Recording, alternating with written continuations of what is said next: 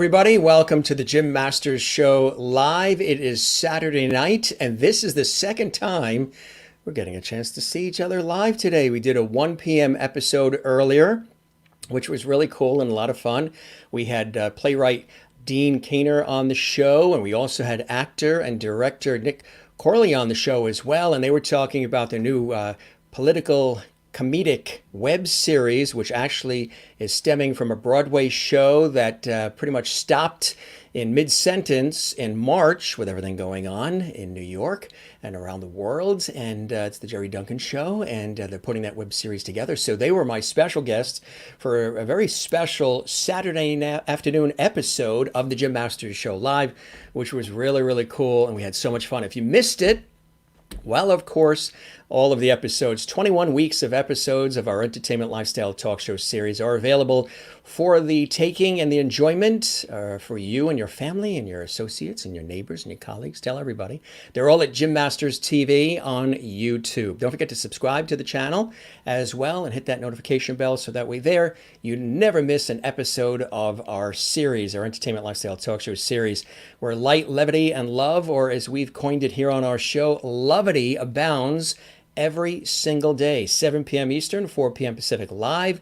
We fashion this as a place for the art of conversation to be brought back with some positivity, inspiration, amazing guests from the worlds of television and music and film, Hollywood, Broadway, as well as health and wellness and science and culinary arts, sports, comedy, and so much more. Celebrity friends hopping on.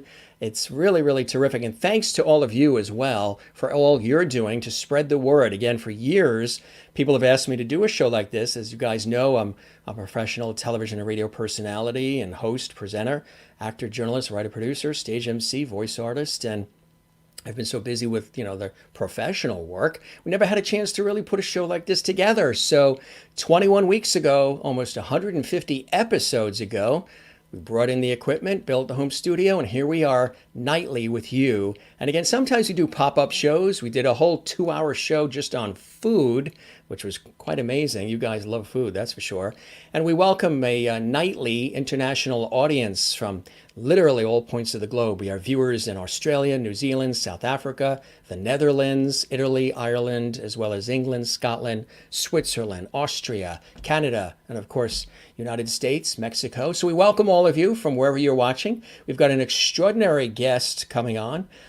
He is witty, he is affable, he is very accomplished, and we're so honored to have him here, Steve Stoliar. Now, I tell you, if you are familiar with him, then you know what I'm talking about. He's had this wonderful relationship, which he documented in this extraordinary book, Raised Eyebrows, and it's about this relationship and friendship he had, and also working with the one and only Groucho Marx.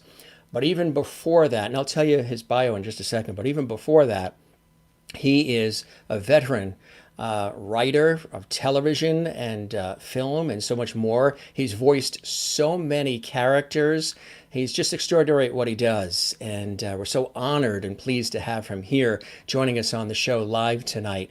Let's do what we always do. We toast everybody all around the world. We have our glass here from my birthday last week. New York Mets logo in there, the official wine glass from one of our viewers and great friend from New York City, Kathleen Walker. Thank you very much. We appreciate that. And we toast all of you from wherever you're watching around the world. All your friends are here. Again, we had that one night of nostalgia, and then you guys fell in love with these characters. So they're all here.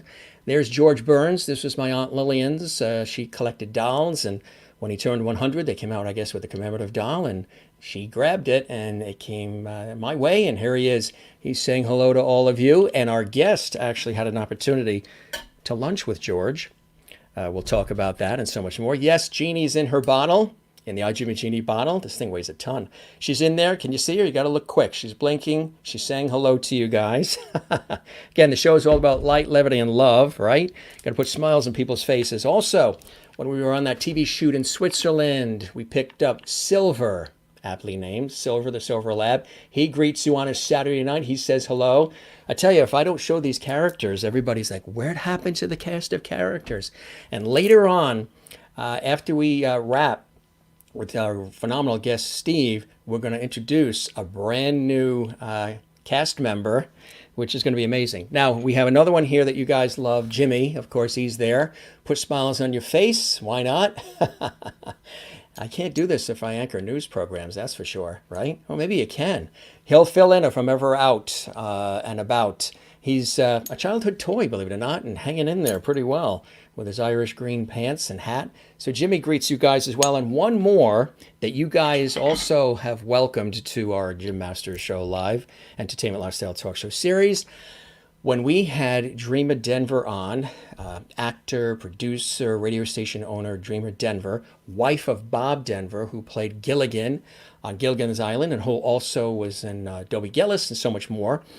She was a phenomenal guest about a month ago here on a Saturday night. You can go back in the archives and see that full interview with Dreamer.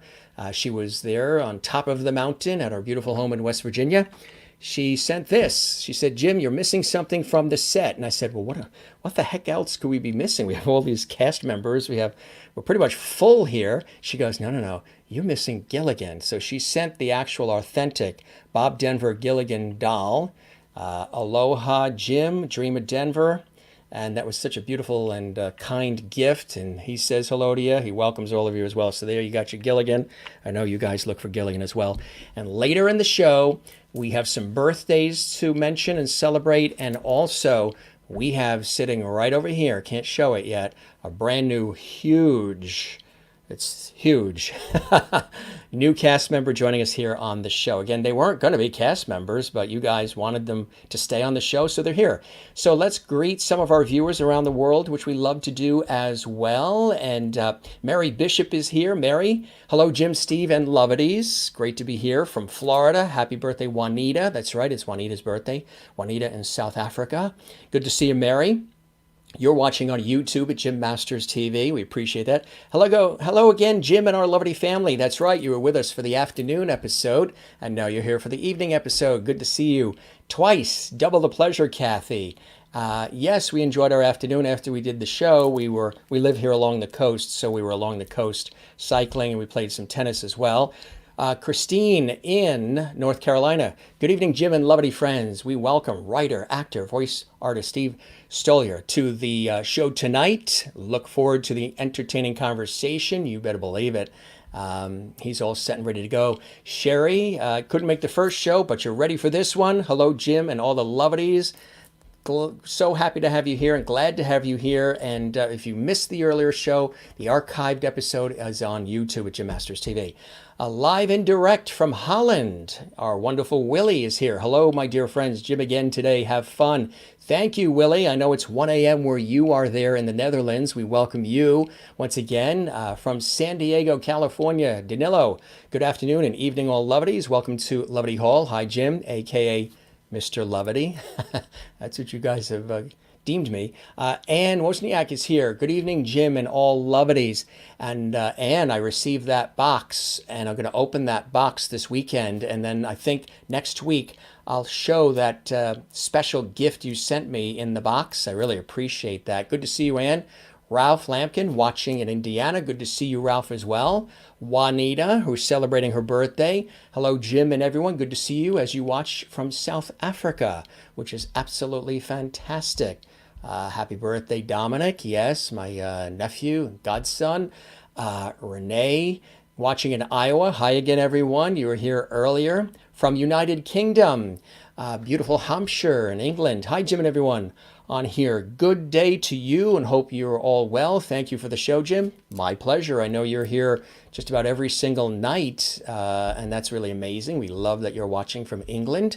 Claudia watching from Missouri. Hey, Jim. Hey, everyone else. Good evening. Has everyone had a great weekend so far? Absolutely. How about you? I hope you had a great weekend as well. How are things in Missouri where you are? I hope you're having a beautiful day, and thanks for tuning in.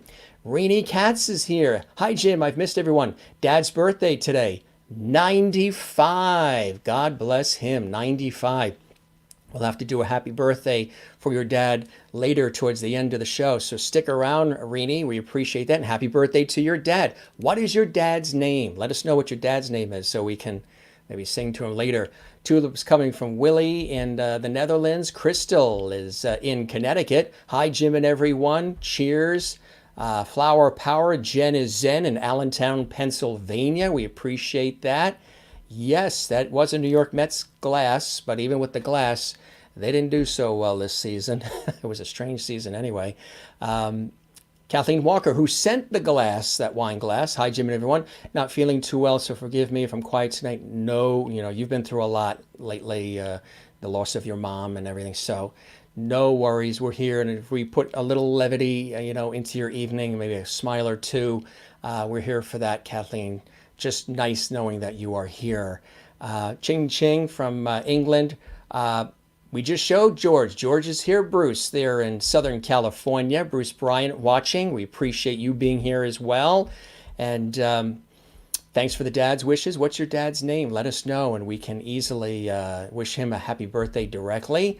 And let's see, who else is here? Welcome, Steve, to Lovety Hall. He's now a Lovety. I already told him that he was going to be a Lovety. Looking forward to our fantastic show. And that's, again, something you guys said that he's going to be, and every guest is. Greetings from sunny California. Bruce from Canada, Ontario, Canada. Hi, Jim and everyone. Glad to be home. Good to see you, Merlin. You're watching on YouTube as well at Jim Masters TV. Hi, Jim and all the Loveties as well. And Marcia watching in Massachusetts. Good evening, Jim, and all the Loveties as well. Good to see all of you. Welcome to the show. New folks watching, folks from around the world, more new people joining us all the time as well. Thanks for being with us today. We appreciate it. And now we're going to welcome our very special guest. We introduced all the cast members. We did the cheers as well. And we cheered all of you. Chilly day in Missouri, feeling more like fall. Here on the East Coast, the Northeast, the leaves are getting ready to change. It's going to look quite beautiful here in just another day or so. And your day is Isadore as you watch from the Midlands of Flushing, Queens, New York.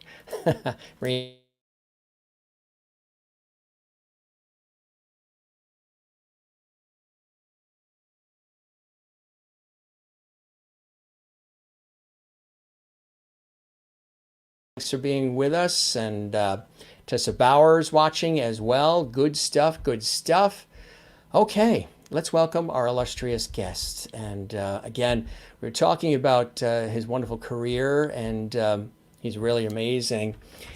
Steve has been a professional writer for more than 30 years, providing material for the one and only, and somebody I've always been a fan of, Dick Cavett, as well as penning episodes of such television series as Murder, She Wrote, Simon and Simon, the new WKRP in Cincinnati, Legend, and Sliders.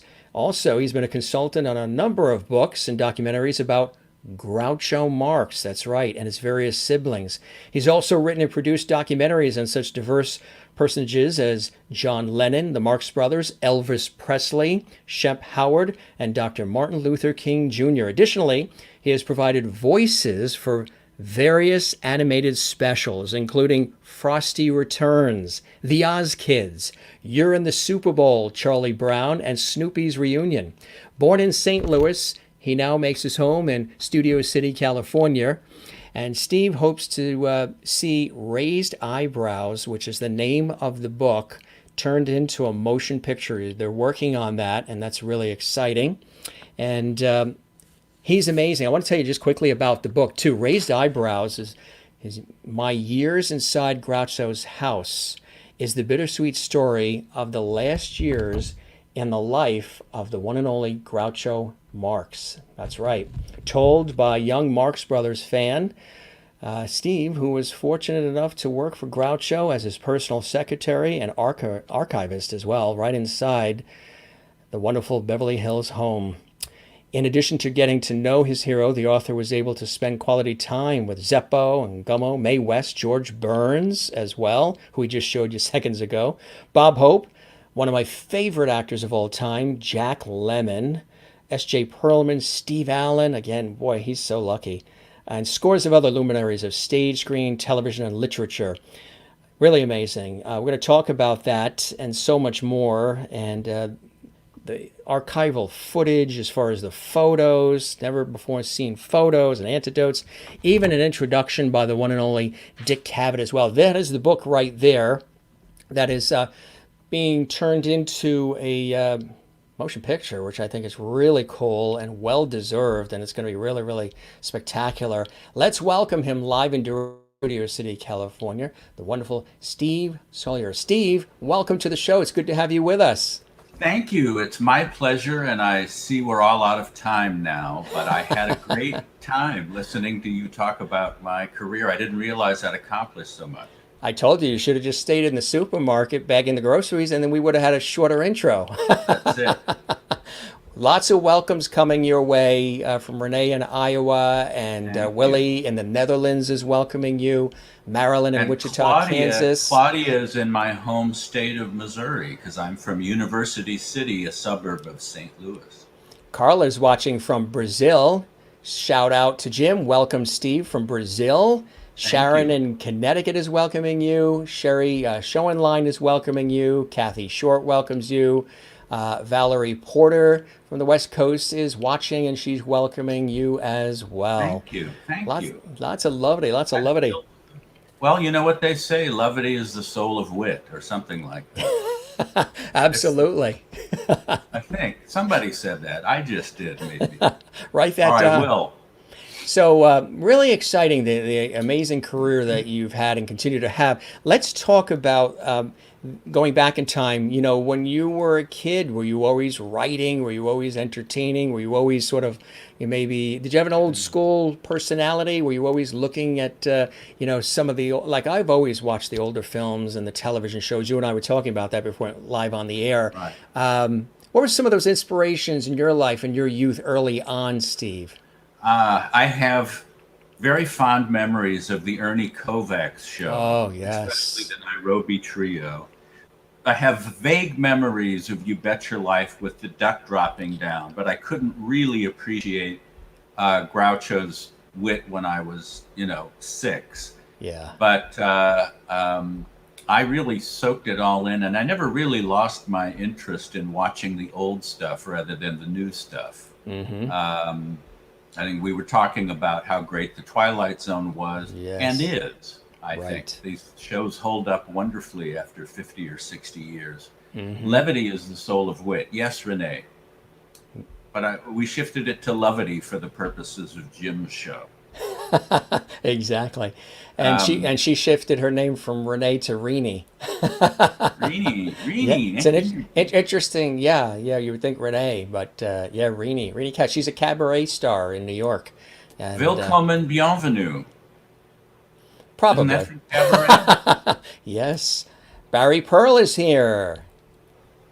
Hello, Barry. Barry's here. Of course, we had him as a fantastic guest just a couple of weeks ago when we talked about his amazing career and his involvement with Grease and so much more. Good to see you, Barry, watching in California as well. So you were saying like early on, so growing up in, just outside St. Louis, what were some of the other influences? You mentioned Ernie Kovacs. Did you know that Ernie Kovacs, I don't know if it's the entire series, but many of the episodes are on Tubi now. Tubi, the network. Yeah. No. You can actually see them on Tubi, which is so hilarious. So and I did love the Three Stooges. Oh yeah. And they made an appearance in St. Louis. This was my first brush with celebrities. They were promoting one of their feature films. I don't remember. It could have been Around the World in a Daze or Have Rocket Will. Anyway, I was a kid, and it was so exciting to see them in person, but I didn't understand why they looked so old, because on our zenith, they looked young and lithe, and in person, they looked old. And I didn't understand why Curly didn't quite look the same. I didn't know about being replaced by Joe DeRita. That meant nothing to me. I just thought, he doesn't look right. And then Larry had his hair slicked back. He didn't have it frizzed out. And I remember Mo saying, and this is Larry. He combs his hair with an egg beater. And even at 6, I thought, that joke doesn't work because his hair isn't frizzed out. It doesn't look like it was combed with an egg beater. It's slicked back. But it was still a thrill to see at least two of the Three Stooges that I was familiar with, and then this strange usurper to the curly throne. And I also got to see Captain Kangaroo around that time. And yeah. he was making personal appearances, and my mom took me, and that was such a thrill. Oh, yeah. And then we moved to LA in '62 because my dad's job took us out here. Mm-hmm. And, I had watched I Love Lucy, and I'd seen all the shows about running into celebrities in Hollywood, and I wondered if it was going to be like that. Well, on the airplane from St. Louis to Los Angeles, sitting directly in front of us was Red Skelton, who was at the height of his television popularity. Sure. And he gave his handkerchief to my older sister because her boyfriend didn't come to see her off at the airport. And then he drew a sketch of the front of the menu. That gives you some idea how long ago this was. A menu of the still life, and gave it to my middle sister, Patty, because she was interested in art. And then for little 7-year-old Stevie, he was wearing a suit, but tucked into his inside jacket pocket, he had one of those wooden pop guns where you push the back out and a cork on a string pops out. I'm sure you couldn't get that past security now if you were hiding that on your way onto an airplane. But he would turn around every now and again and shoot me with the pop gun cork on a string. And so all the way from St. Louis to LA, Red Skelton kept the Stoliar children occupied, which is really, he was just such a great guy. And then several seats in front of him was Andy Griffith. And I thought, it really is like I Love Lucy. We're not even in LA yet, and I've already met these people. But I'm guessing that there must have been like a CBS affiliate convention in St. Louis in '62. Go back and figure out why were they there? Why were they? But at the time, it was just such a thrill for me. And I never lost my interest in spotting, recognizing, and hopefully crossing paths with that. One of the ones I'm most proud of is that a friend and I were standing in front of a Chinese restaurant, and I saw a woman with short red hair, and I said, "Excuse me, but aren't you Marnie Nixon?" Marnie Nixon was the singing voice of Natalie Wood and West Side Story and Deborah Carr and The King and I. And she says, "Yes, I am, but how in the world did you ever recognize me?" And I said, "Well, I always thought you looked a little like Julie Andrews." But she couldn't believe it. And then when I went home, I looked on IMDb to read about other stuff she'd done. And under trivia, it said, she's not the kind of celebrity people stop on the street and recognize. And I wondered if she had run home and added that to her profile. But I've had really remarkable luck meeting my heroes over the years and not being disappointed, which I know, sometimes they say be wary of meeting your heroes because it can be so disappointing. Right. But I've had great luck with Groucho, but also like Fred Astaire and Katharine Hepburn and Woody Allen. And I mean, I've really done a pretty good job. There are certain people that I'll never meet because they're dead. But apart from that, like Robert Benchley, I'm sorry that I'll never get to meet him, but he died in 1945. That was one of the things I'm grateful to Groucho for, was turning me on to the Algonquin Round Table wits, all of those Robert Benchley, Dorothy Parker, George Kaufman, Mark Connell. Yeah. And then you had, lunch with George? There he is, Mr. Birnbaum. He came to lunch one day at Groucho's. This was before the Sunshine Boys, so he hadn't found that renaissance of living legendness that was right around the corner. It was in early mid '74 before he was in the film. And at the time, as a matter of fact, his best friend Jack Benny was in rehearsal with Mathau. He was supposed to be playing the other role.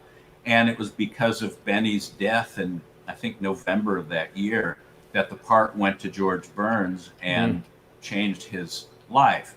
But I certainly knew him from Burns and Allen, from the radio, from film, from television. And So I was a little nervous, but he came to the door and rang the bell, and I Mm. went and answered it. And he said, "Hi, you want to live a long time? Become an actor. You'll live to be an old man like Groucho and me. All right, let's eat." And they sat down, we sat down at the table, and I'm listening to the two of them go back and forth. You know, it's like Groucho saying, uh, or Burns saying something like, "Remember, I think Chico was sleeping with the daughter of the fellow that owned the B.F. Keith's Theater in Chicago." And Groucho would say, "It wasn't B.F. Theater in Chicago. It was the Ziegfeld Theater in Michigan. No, I'm sure it was." And it's like they're talking about things that happened at like the turn of the century. And then after lunch, Burns took out a cigar and pushed it into the plastic holder. And he looked at me and he said, "I never smoke expensive cigars. All I care about is if they fit the holder. Now, Milton Berle pays $2 a piece for his cigars. I'd go to bed with it before I'd smoke it if I paid $2." So it was just, that was what it was like at the lunch table at Groucho's, whether Jack Lemmon or Steve Allen or Jack these Lemmon. people would, and his, Groucho's old writers, Maury Riskin, Nat Perrin, Irving Brecker, the people that I knew so well, watching their names roll by at the end of the films, or from the Groucho letters. I was lucky that I was such a fanatic at the time, because I could fully appreciate who all these behind the scenes people were, instead of only the quote famous ones. So my brain would just flip to the Rolodex card of, Nat Perrin, you worked on Monkey Business and Duck Soup, and you created the Addams Family. And they appreciated the fact that a little whippersnapper like me had any idea who they were. So for you, as you were sort of making your entree into the industry, into the business, what were some of those first steps that you took, and what would you consider like that first big break for you? And was it through writing first that got you into the business? I suppose so. I mean, I think I had a flair for it. And I know in junior high, I wrote a short story and got a blue ribbon for it, which was very encouraging. See, And I told you were award winning. That's right. That's So right. I told you. You knew about Mr. Close's class. Yes, we do our research. At Portola Junior High. And I was class clown at my high school, which wasn't about being the biggest goof off. It was about having a sense of humor. Right. In my 11th grade history class with Miss Harper, who I stayed friends with for decades, and it was fascinating because I learned all about what teachers were sleeping with each other or students, and she would tell me about terrible students that were in her classes that she couldn't before. But she was great because she would teach us about the personalities of the people. It wasn't just dates and names. She would give us supplemental information that brought it to life. She was great. And she mentioned Benjamin Franklin, and she threw in the fact that over his lifetime, he fathered 13 illegitimate children and had a 16-year-old mistress when he was 80. Mm-hmm. And I said, well, he did invent the lightning rod. Now, it isn't a bad line even now, but in that pressurized atmosphere of saying something snarky in a class, but to her credit, instead of sending me to the boys' vice principal, she laughed and appreciated it. But so I had the humor. I also was always very interested in history and archaeology and paleontology. So when I started at UCLA, I was a history major. Even though I loved old movies and I loved comedy and humor, I never thought that there was any way to make a living at that.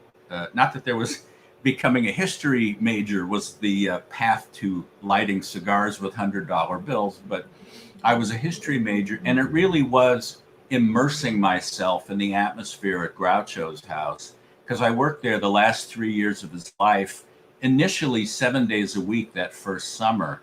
And I just couldn't get enough of it. And it was under comfortable circumstances. None of the people there were looking at me and saying, I don't know who you are. Why are you talking to me? Because they figured even if they didn't know who I was, maybe I was his grandson. Or I had some reason for being there. So I was able to have, heart-to-heart conversations with all of these stimulating, fascinating people, especially the writers. And I know that when Groucho was at MGM in the 30s and early 40s, he wouldn't sit at the table with Clark Gable and Joan Crawford and Greta Garbo and all that. That didn't mean anything to him because he thought that actors were sort of vacuous and, but he much preferred the writers' table, which wasn't considered as prestigious, but he found them much more stimulating than listening to Robert Taylor talk about his latest role or something like that. And I found myself drawn to those people as well, rather than the new Hollywood types that were discovering Groucho and coming over and meeting him.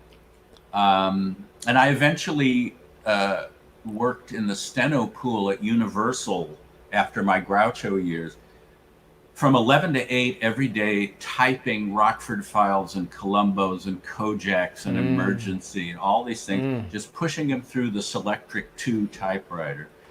And because of my work at Groucho's, I became friends with Dick Cavett. Groucho came shuffling into my office at Groucho's house with a copy of Cavett's 1974 book, Cavett, and said, read this, you'll enjoy it. And at the time I thought, well, I'm not really a huge fan, sort of thought of him as the thinking man's Johnny Carson, but yeah, that's how I always thought of him. Yeah. It's a good way to describe him. I figured Groucho's going to ask me what I thought of it, so I better read it. And I started reading it, and just from the first page, I just so connected to this guy. We were both from the Midwest. We were both fascinated with all the classic Jack Benny and Groucho Marx. And there's Cavett. And there's me holding up my mischievous two fingers as if he weren't at HBO in New York. And where do you place Cavett in the annals of television thank you for history? Pronouncing annals correctly. Yeah, that's one that you cannot. No. You cannot make a mistake on. Where do you place him in the annals of talk show hosts in broadcast history, from having had the real one-on-one connection with him as well? Well, I think a lot of people who either weren't around or were too young to remember when the shows were first broadcast, especially his ABC show, but also the PBS show, where he could spend 30, 60, or 90 minutes with one guest, and there was no one to say, no, you have to have Zsa Zsa Gabor and someone promoting their new movie and all this stuff. That it was intelligent, but also very entertaining. So he could do 90 minutes with Hitchcock and Brando and Groucho and Katharine Hepburn and Betty Davis. And instead of saying, and he said, one night he said, my apologies to Miss Garbo, who is waiting in the green room. We're all out of time. See you, folks. And he got letters saying, how could you keep a star the stature of Greta Garbo? We've never seen her on television. And it's like, you have to be careful because there'll always be someone that doesn't realize you're kidding. Yes. But he really had great freedom in who to have on. And Carson was fabulous. It was much more difficult than it looked. He made it look so easy. But they're, the two of them are way up there. But, Absolutely. There's a lot of other shows that I've enjoyed, and I've never, sat down to do any kind of ranking of them. Yeah. But it's hard for me not to put Cavett at or near the top. Exactly. What the heck were you saying here to get him laugh like that? I was doing my Percy Helton impression. Do you know who Percy Helton is? See, can you still do it today? I'll do this, but the problem is, for people who don't know, it won't mean much. But if you saw him, you'd go, oh yeah, that guy. He was a short, older fellow with a raspy voice. he was in The Music Man. He often played mayors and clerks and that sort of thing. And so I'm probably saying something like, Thank you for having me on your show. I'm having a wonderful time, and I'm so fortunate to be able to meet you. And he always got a kick out of that. That was backstage at a comedy relief.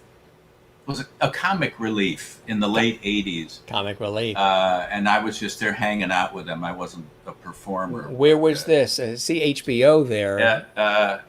That was at HBO in New York. It was a show called HBO Magazine, which did not last long, but it allowed me to make the quantum leap from secretary to writer, because Cavett and I stayed in touch after Groucho was gone. Yeah. And one day at Universal, I just got a call that he wants me to be his writer on this show, which meant moving to New York.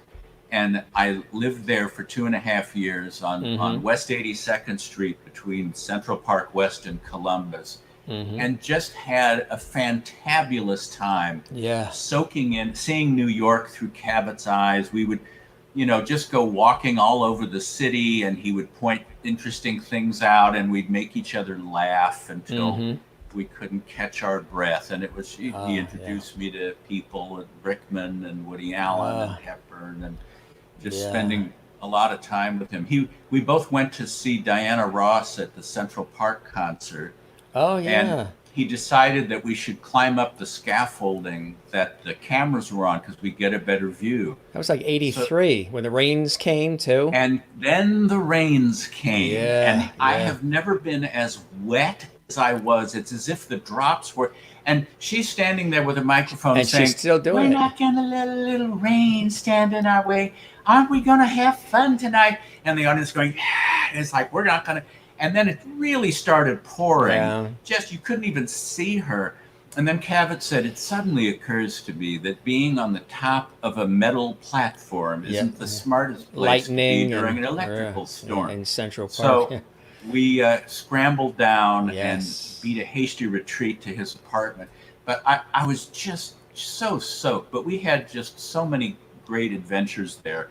And then work dried up in New York, and I got an offer to work back here. And so very reluctantly, I moved back to Los Angeles, because I remember the Mayflower guys, not the Pilgrims, I mean the moving people. I'm old, but I'm not that old. They were packing up when I was moving to New York, and they didn't understand. They'd never met anyone who moved from LA to New York. It was always the reverse. Yeah, east to west. And my friends would say, so how long is this going to last? When are you going to be back? And I'd say, you don't understand. I'm moving to New York. This isn't just a gig.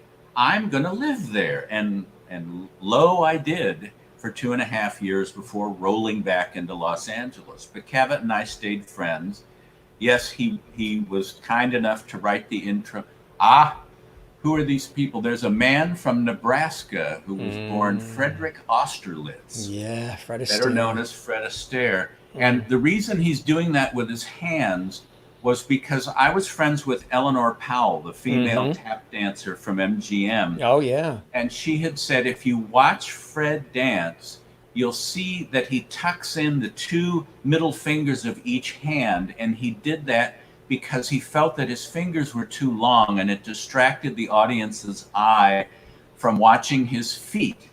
And so if you watch Astaire for any length of time in a number, you will see him, in fact, tuck in those fingers. So I was talking to him about it, and he demonstrated what we were talking about. And then this was for an interview that Cavett did with him for the Kennedy Center Library Archives. He wanted Cavett to do he agreed to do it only if Cavett would interview him, because he enjoyed doing the shows. And this was in the mid 80s. He was quite old and frail, but he was someone at the top of my pantheon of people. And they decided that they did his makeup first out of respect for him, and then they did Cavett's. But while he was finished, the director said, would you sit and talk to Fred until Dick is ready? And I thought, Yeah, I'll sit and talk to Fred. Fred, yeah, And I just Fred. started talking, and at the time, my one and only was big on Broadway, which was based on um, Renee never knew what about Fred Astaire. Oh, about tucking his fingers in. Right, Yes, yes, yeah. you'll see next time. Um, and I mentioned that I had the uh, the record of the stage version from which most of those songs came, and I mentioned something called the Half of It Dearie Blues by the Gershwins. And Astaire said, "Do you know where that originated, the Half of It Dearie Blues?" I said, "No." And he said, "Well, there were these two fags in vaudeville, and no matter what one of them said, the other one would say, 'Oh, you don't know the half of it, dearie.' And George thought that was just hysterical. So George thought that was hysterical. First name basis with Gershwin, but that was the genesis of the Half of It Dearie Blues, and that was the way Fred Astaire talked. And then I was talking about how Puttin' on the Ritz was back on the charts because Taco had that Euro synthesized version in the early 80s. And he said, "I'll tell you, I don't really care for it. That German fellow, it's just sort of boom, boom, boom, Puttin' on the Ritz, boom, boom." He said, when Irving wrote it, it was, and he started tapping his foot and then going da da da da da da da da da da da da da. And I thought Fred Astaire is singing and tapping "Puttin' on the Ritz" to me because they asked me to sit here and talk to Fred. Why aren't the cameras rolling now? So that's what happens when you put that picture up. You get the story that goes with it. I'm sorry. That's the No, price that's you a pay. fantastic story. I love the behind the scenes. I know the viewers do too. But right time, right place with a lot of these scenarios for you, huh? You've really Yeah, had. my sister accuses me of being Zelig. I'll be somewhere and get a picture with someone and I'll post it, and it's like, how is it that you're always able to be at these places and the people that other people don't have access to? And They it's don't like, get well, we them. just started talking and my friend took a picture and here it is. So Yeah. Well, there's another one here that really is a classic, and I know it's beloved for you. there I am. You know, you mentioned medical center before when we were talking. There I am Yes. with my Chad Everett mutton chops Yeah. in 1974. It's laughable now, but it was all the rage in Yeah. 1974. And that was in Groucho's backyard. Mm. And I felt like I was posing next to a prized Yeah. marlin that Yeah. I had been trying to land on the boat for years because it was so frustrating. I was such a fanatic. Thank you, Juanita, for saying that. Now you've derailed my train of thought. No, I And was she's such a. watching from South Africa too. Yeah. And it's her birthday. I'm sorry, you've overloaded me with information. I can't handle all of that. Happy birthday, Juanita. Um, Did you lose your um, earbuds? yeah, and don't call me Bud. Um, uh, so I finally, I thought that I would never get to meet him because he was, old and frail. But through a fascinating, at least to me, series of circumstances, there was the second Marx Brothers film, Animal Crackers, hadn't been seen in decades and wasn't part of the syndication package on TV because of a copyright glitch where it hadn't been renewed. And all my friends were Marx Brothers fans, and we all wanted to see this lost Marx Brothers movie because Mm-hmm. that's the one where Groucho, they did Hooray for Captain Spaulding, and he did the Shot an Elephant in My Pajamas and Margaret Dumont and all this stuff. And Universal, who had the rights to it but not the right to show it, didn't think it was worth spending any money on an old black and white movie, clearing the Mm-hmm. rights when they could spend money on important movies like Airport 75. Right. So I started this petition drive at UCLA, and we had a table and got signatures. And I got in touch with Erin Fleming, who was the young controversial woman in charge of Groucho's life. And she brought Groucho to UCLA, and we sat next to each other talking to the press and news people and each other. And I couldn't believe that, I said, Groucho, I am very happy to be meeting you after all this time. And he said, well, you should be. Yeah. And then this one woman said, Mr. Marx, what is the purpose of your appearance here today? And he said, I expect to get lunch.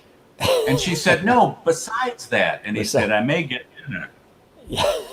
And then Erin Fleming said, this is Steve Stoliar. He's the one who's trying to get animal crackers released. And Groucho said, well, did you get it? And I said, not yet, but I'm working on it. And he said, well, you better or I'll fire you.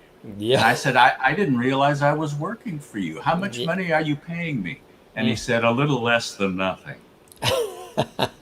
And it was just, I had to keep pinching myself to see. And afterwards, Universal relented, and they put the film out. And to humor us, they decided to play it in Westwood and in New York, and then and now leave us alone, please. But it ended up breaking the box office record at the UA Westwood that French Connection had set several years earlier. Oh, yeah. So it was enormously gratifying to be, because Westwood's where UCLA is. Yeah. So I would be on my way to class, and afterwards I'd be in the Westwood Village, and I'd see this line of kids in their tennis shoes and T-shirts and blue jeans, all down Westwood Boulevard, waiting to see this 1930 Marx Brothers movie. And then that summer, I had two summer jobs fell through, for which I remain eternally grateful. And I had my dad saying, I don't want you sitting on your fanny all summer. I want you to go out and get a job. I saw a help wanted sign at the Firestone Tire Place or Taco Bell. And I thought, I don't want to work in a tire store. So apologies to all of you listening who work in tire stores. We need tires. They're very important. Now, if you get a flat the next time you put some on your car, you'll know why. Yes, and a message scratched into the paint. So I figured I had nothing to lose, and I called Erin Fleming, and I said, is there anything at all that you think I might maybe sort of... And she said, well, actually, I had been Groucho's secretary, but now I'm his manager. And with all of the renewed interest in him, there's so much fan mail. We need someone to handle it. And we need someone also who really knows their Marx Brothers to organize all of Groucho's memorabilia to be donated to the Smithsonian. And I'm thinking, please, please, please, please, please, please, please. And in my mind's eye, it was sort of like a Tex Avery cartoon where I'm already standing on their doorstep, knocking on the door while she's still on the phone explaining the thing. It's like I was so eager. And I figured I would be working in an office building, and maybe he'd come in a couple times a month to sign checks or something. She said, oh, no, dear, there's a room there that you can use as your office, and you can make your own hours. And they gave me money to go in every day and immerse myself ankle deep in photos of the brothers out of makeup and letters, famous letters from people, and scrapbooks of yellowing clippings from when the Marx Brothers were in vaudeville. I mean, it was just, plus getting to spend quality time with my hero and under comfortable circumstances, just talking about the old days with him. I mean, he was a man. Yeah, that's a picture that was going to be in the reissue of Beds, which was a book that Groucho wrote in 1930. And it was reissued in 76. And it wasn't used, but I got a copy of it. He's in bed with Robin, who was the cook, weekend cook. Then above his head is nurse Barbara. Then next to her is Tom Wilhite, who was Groucho's publicist and eventually became a very big executive at Disney and then his own producer. The balding guy next to me is Hector Arce, who wrote Groucho's biography, and then the nurse's Barbara, the nurse's son, is in front of him, and barely peering out, watching over everything. You can see Aaron Fleming's profile behind my head. Anyway, it was a great memento. And, Groucho was a man from 1890, which blew what was left of my mind. I mean, being so much into history, in addition to the fact that he was sitting next to me, the man from Duck Soup and You Bet Your Life and Monkey Business and all that, but also someone who was personal friends with W.C. Fields and George Gershwin and James Thurber, and a staggering array of immortals. And then on the third level, he was a man from 1890. He was someone whose firsthand memories started in the 19th century. I said, how far back can you remember? And he thought, and he said, I guess the Spanish-American War, which was 1898. I think you may know that the brothers started out as a singing group before they started putting comedy in. And there was one incident where Groucho, not with his brothers, but just by himself as a teenager, sang a song at a benefit performance at the Metropolitan Opera House in New York. He was on the same bill as Enrico Caruso. And the purpose of the evening was to raise money to benefit the victims of the 1906 San Francisco earthquake. The earthquake, right. So he was this living piece of history whose firsthand memories went from before the Wright brothers to after the moon landing, which is just a staggering, So I never took any of it for granted. Even after I'd been there a while, I would hear the loudspeaker outside of the tour tram coming by, and I would think, I know what it's like for those people. I always had one foot on the outside. Sometimes I would wave through the lattice work in the kitchen as the vans drove by, because I figured, well, there's probably some guy from Milwaukee saying, I think Groucho Marx waved at me. I mean, I might as well have been him. Right. So I never took it for granted, and it was just an extraordinary ride. And I did a lot of maturing, partly because, the two main negatives to this opening the door into Oz and turning into Technicolor. One was, of course, getting close to my hero as he's fading out. That's the price you pay, is that as he's going downward, you're having to cope with that on an emotional level instead of just being a fan. And the other was Aaron Fleming, who had a volatile personality, was given to rages, screaming, slamming the doors. She was kind of mentally unbalanced. And it was very hard trying to stay on her good side if we accept the premise that she had a good side. So I had to deal with some pretty heady personalities, which was a lot to deal with when you're 19 or 20. Yeah, absolutely. How would you describe your relationship with him? Was he like a father figure, an uncle figure? Did you feel very close to him? There's a great temptation when people have had something to do with a famous person who isn't around anymore to inflate their importance, to say, oh, yes, we were very good friends, and I felt that I was the son that he never had.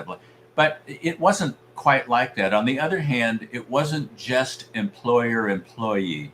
He appreciated the fact that I got him, that and that I was into the same stuff that meant stuff to him, like George Gershwin and the Round Table and James Thurber and that sort of thing. One time he called me into his office and he peeled off a $20 bill and he said, go down to Tower Records and get me some records. You know what I like. And the fact that he said, you know what I like, meant a lot to me, because it was like, I don't have to explain what not to get. You know the kind of thing I'll enjoy listening to. So that was very gratifying. And he was sort of fond of me, like an uncle. And I remember the cook telling me that one time I had to go out of town and visit my sister who was living in Portland at the time. And when I came back, the maid said, oh, Mr. Marx, looked in your room when he came down the hall, and he said, "Where's Steve?" And I said, "He's out of town." And he said, "You know, he's a nice fellow, and he really knows what he's doing." I thought, well, I don't care that I didn't hear it from him personally. That meant the world But to that, me. yeah. So he was fond of me, but I'm not going to inflate my importance. And then, But towards the end, there was this huge battle between Groucho's yeah, son, Arthur, and Aaron Fleming, initially over who should be his conservator. And then after he died, the standard cliche of the big fight over his estate. The yep. younger woman comes in as the curtain is descending and alienates the friends and family. Now, during all of that, were you also close with his brothers? I got closer to. It's interesting about Zeppo, who doesn't get the credit he No, deserves. no. He was with them. The straight man in vaudeville was Gummo, and Gummo left the act to go help fight World War One. So 17-year-old Zeppo was drafted to be the straight man, and really the other three, Harpo, Chico, Groucho, their characters were so carefully delineated by then that there really wasn't some, goofy, funny, quirky thing that the fourth guy did. He was really basically the one that would sing to the girl or be the love interest or organize the others to be together in a scene or something. So Zeppo was in it in vaudeville and on Broadway and in the first 5 films, which, by the way, I think are their best 5 films. Yeah. Coconuts, Animal Crackers, Monkey Business, Duck Soup, and Horse Feathers. Also, they were pre-code and at Paramount, and I think were just a lot looser than when they went to MGM and did movies that were better made, but not as funny. Did you like the Three Stooges as well? Did you make any comparisons between the groups? I didn't really. To me, they just, the fact that there were 3 in each, or the Ritz brothers, it wasn't enough to lump them together. Also, because the Stooges were so much physical and slapstick, Yeah. and one of the things that appealed about the Marx Brothers, and particularly Groucho, was this seamless blend of really clever, witty dialogue, because you had people like S.J. Perelman and George S. Kaufman writing dialogue for them.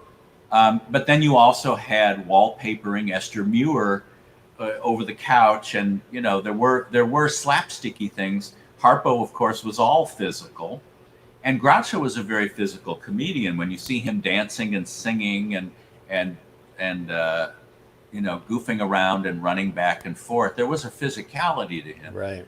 But the Three Stooges were just a completely separate kind of act, and the Ritz brothers sort of in between. They weren't as overtly slapsticky physical as the Three Stooges, but they weren't as clever as the Marx Brothers. But they also had songs that they performed together, as opposed to Harpo's solos and Chico's solos and Groucho singing, "Hooray for Captain Spaulding" or something. But Zeppo, the first time I saw Groucho was when he had his one-man show in late 72 at the Dorothy Chandler Pavilion. And my friend and I had seats in the back, and we were pretty blown away by how old and frail Groucho had gotten, because the press perpetuated the myth of good old Groucho at 80 just as sharp as ever, and this old man shuffled out and was reading off of cards. But it was still galvanizing to see him. And then afterwards, in the parking garage down below, I spotted Zeppo Marx. I recognized him from recent photos. And I thought, well, I'm never going to meet Groucho, but I can at least meet one of the Marx brothers. So I went over and I said, "Excuse me, Mr. Marx. I just wanted to let you know how much I enjoyed your movies." And he said, "You weren't enjoying me. You were enjoying my brothers." And I thought, well, that'll teach me to stop someone and give them a compliment on their work. But then what I could not have known at that time was that 2 years later, we would be dating the same girl. That that I had gotten to know Zeppo. He and Gummo lived in Palm Springs, and they would come up for dinner now and again, and I would get to see them. And one night I brought my then girlfriend to dinner at Groucho's, and Zeppo was kind of taken with her. She was young and attractive and very bright. And he said, Steve, you and Linda ought to come down to Palm Springs and visit sometime. And I said, I don't know. I was there when I was like 8 and it was sweltering. And he said, well, when were you there, in the summer?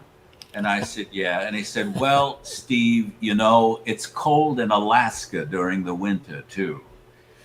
Then she and I broke up, and I had a couple pictures I wanted him to sign. So I sent them to him with a cover letter saying, Linda and I aren't seeing each other. And I figured since he'd been around the block a few times, he had just gotten divorced from Barbara, who threw him over for Frank Sinatra, that saloon singer from Hoboken you may have heard of. Mm-hmm.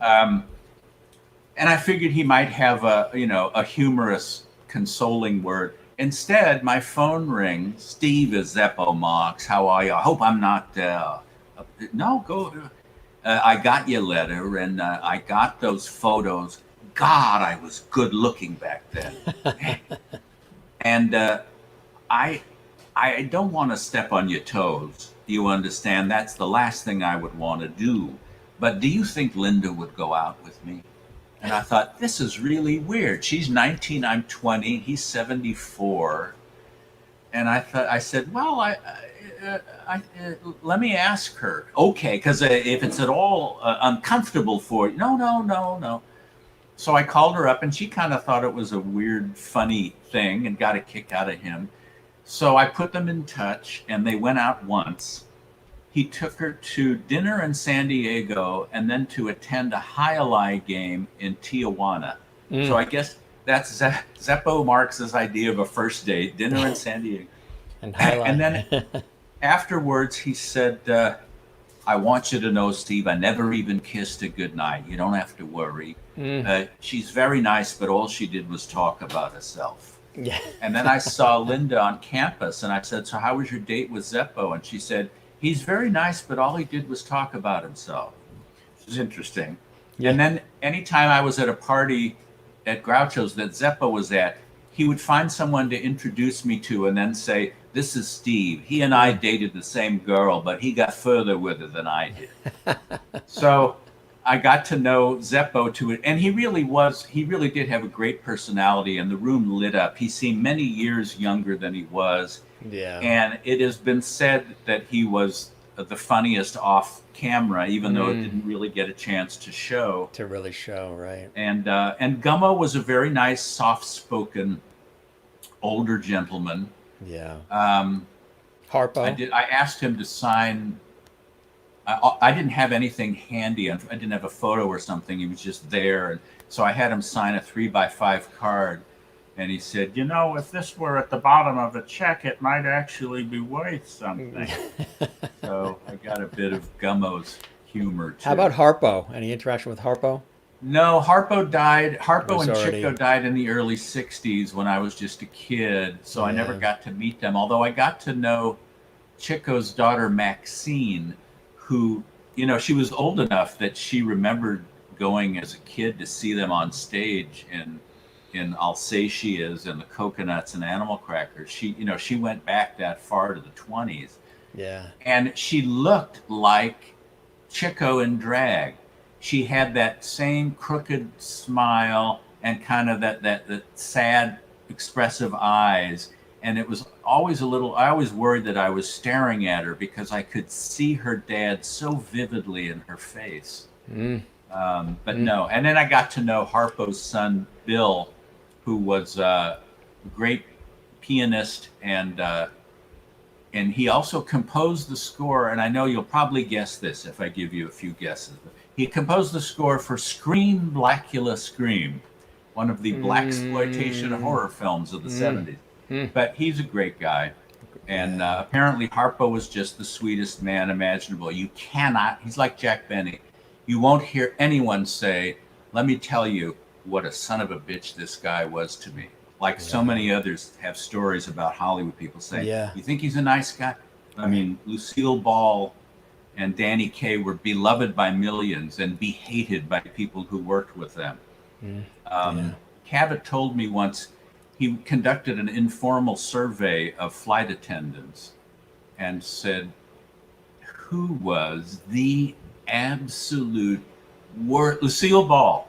He said it was as if they had all gotten together ahead of time and said, if Dick Cavett ever asked you who the worst celebrity was, say Lucille Ball. He said it was uncanny. Stewardess after stewardess gave that answer. And apparently she just had a huge ego. And it's like the attendant would say, would you like a martini? And Lucy would turn to her husband, Gary Morton, and say, tell her I want a martini. Gin or vodka? Tell her I want gin. I want it very dry. And I want to. Miss Ball would like to have. So, you know, she was phenomenal as a comic actress, although curiously, not humorous, not a funny person in real Everyday life. Groucho right. said that, and then someone else I know who worked with her a lot. Desi was funny, right? Desi was the funny one. Desi was really the brains behind Desilu. He isn't given as much credit as he.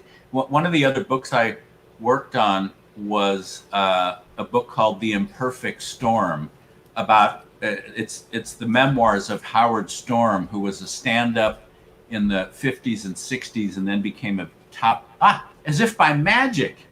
You've created, there it is. And there's Howard hugging Robin Williams because Howard directed every episode of the first 3 years of Mork and Mindy. He did a lot of TV work. But he, as an actor, he was part of the Desilu players in the late, like 59, 60. And he told me about how Desi would come by and was just a great problem solver.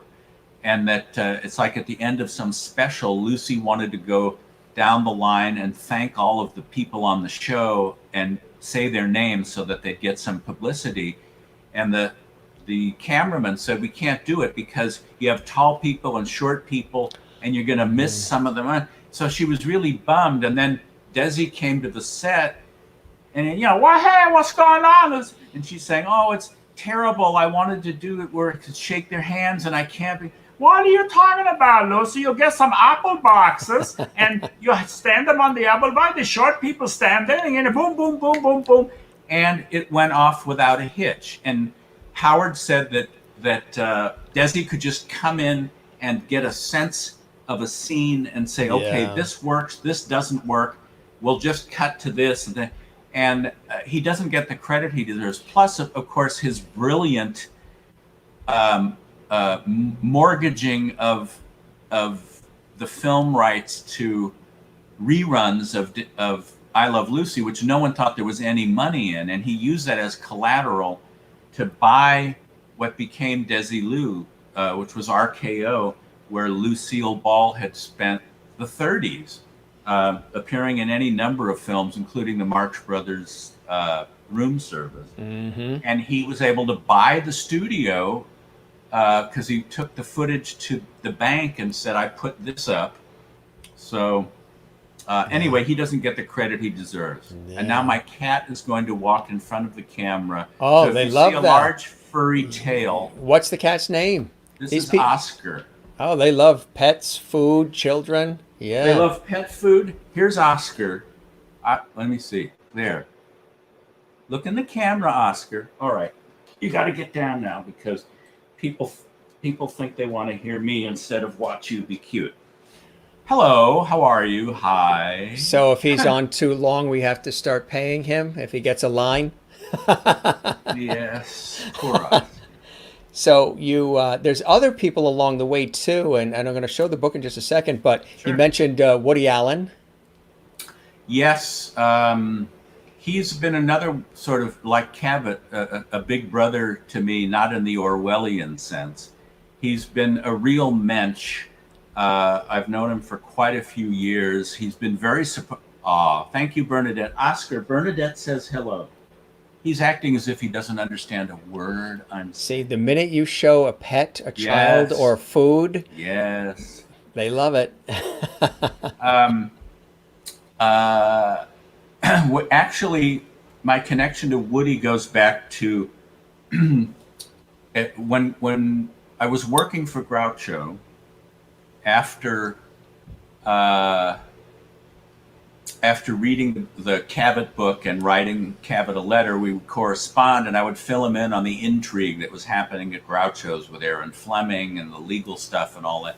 And then when Groucho died, I figured, well, now there's no reason for Cavett to stay in touch with me because he's this Yale graduate, New York snob, and I'm just this kid in tennis shoes.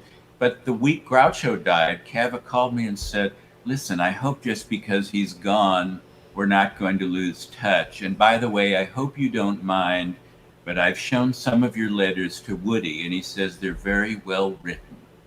So I had to like empty the urine out of my shoes after that. Yeah. So when I moved to New York, I did get to meet Woody. But then when I moved to LA, I wrote him a letter and he answered, and we've been corresponding via snail mail. For years. I have this wonderful thick stack of letters covering several decades. And the ones that aren't handwritten, he still types on the Olympia portable manual typewriter he got in high school. Wow. And so on that same machine, he wrote his stand-up act and pieces for the New Yorker, all the first drafts of his scripts, and letters to me. And so it's so heartwarming to see something where there's flying caps and Xing out of words and clogged G's, and he hates changing the ribbon. He still doesn't quite have the hang of it. And so he'll use the ribbon back and forth until you almost have to send it down to forensics to have them bring out the letters. And so, and a friend of mine once saw one of the letters and said, what software is that?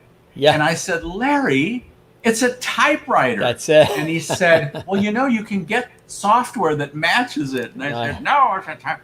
Anyway, he's been really supportive. He loved my book, and he's on the book as saying that it's one of the best books about a show business icon he'd ever read, which just floored me. Photo here, what was happening? I'm on set. He came out here to shoot some of Cafe Society about 5 years ago. And he wrote me and said, feel free to drop by the set and learn how not to make a movie. Yeah. And so I took full advantage of it and spent several days for hours. I mean, he would bring me over. I'm actually sitting in his director's chair. I said, I can't sit here. You're the director. And he said, no, go ahead and sit here. Because no matter, I have a knack for standing in exactly the wrong spot. And it's like shortly before this happened, there was a camera track, and his cameraman, well, director of photography, Vittorio Storaro, Academy Award winner, was going to do a tracking shot down the track, riding on it. And so I have an amazing skill, if only I could turn it into something that mattered, for standing in the wrong spot. And I said to Woody, where can I stand for this? He said, anywhere behind here is fine. So I stand behind the track, but I'm a little too close to the track, and I hear Vittorio saying, the train is coming. And I look, and he's barreling towards me on the track, riding the camera, and threatening that he's going to run over me like a train coming down the track. So Woody just said, why don't you sit in my chair? So I sat in his director's chair, and it was I learned an enormous amount about filmmaking. But he would also, it's like he would finish a shot, and then the assistant director would say, do you want to do it again? Because that's the last shot for this scene, and then we have to strike the set. No, that's okay. You sure? You're sure? Because otherwise we're going to have to, no, it's fine. Okay. Then that person left, and he turned to me and said, another in a series of fatally wrong decisions. At one point, he said, I don't think I was ever cut out to be a director. And I said, "You're pushing 80 years old, and only now do you realize you should have been doing something else?" We could, if you want, get into the whole controversy thing.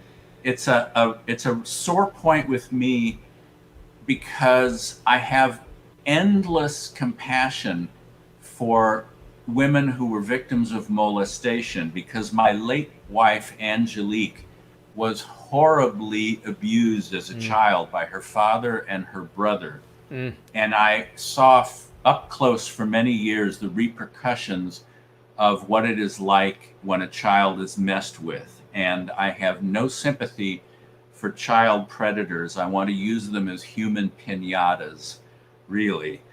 In Cavitt's case, he is not Cavitt. In Woody Allen's case, he is truly the victim of Mia Farrow's, as Cavitt calls it, pathological vengeance for having gotten together with Soon Yi, who is now pushing 50, and they've been happily married for decades and adopted 2 young children. And if anyone thinks the agency would have allowed someone to adopt 2 small girls if there was even a hint that they would be put at peril, they're wrong.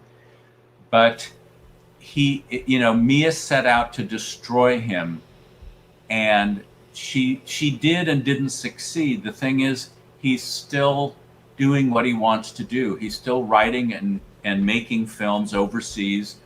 A Rainy Day in New York made a ton of money. He sent me a letter and he said, it's very, very, very, parentheses, that's 3 very's, successful. And that he had never really made most of his money from the American releases of the film. So while he's a pariah in America, because a whole generation has grown up only hearing that he messed with his daughter and he's a monster. It was all cleared up in the early 90s when it first came up, and little Dylan was carefully evaluated by a top team of child abuse experts, the ones that Mia Farrow wanted her to see, and they concluded that no abuse had occurred except that she'd been brainwashed by Mia. And other adopted children of Mia's, like Moses and Soon Yi, have backed up the fact that it was just a house of horrors, and that Soon Yi credits Woody with literally saving her life, because some of the other children that Mia adopted killed themselves. I think there's 2 or 3 suicides and 1 drug death. And I mean, so he's gotten a lousy deal, but I think I get more upset about it than he does, because he just has this remarkable resiliency. He said he feels like his ace in the hole is that he knows he's innocent.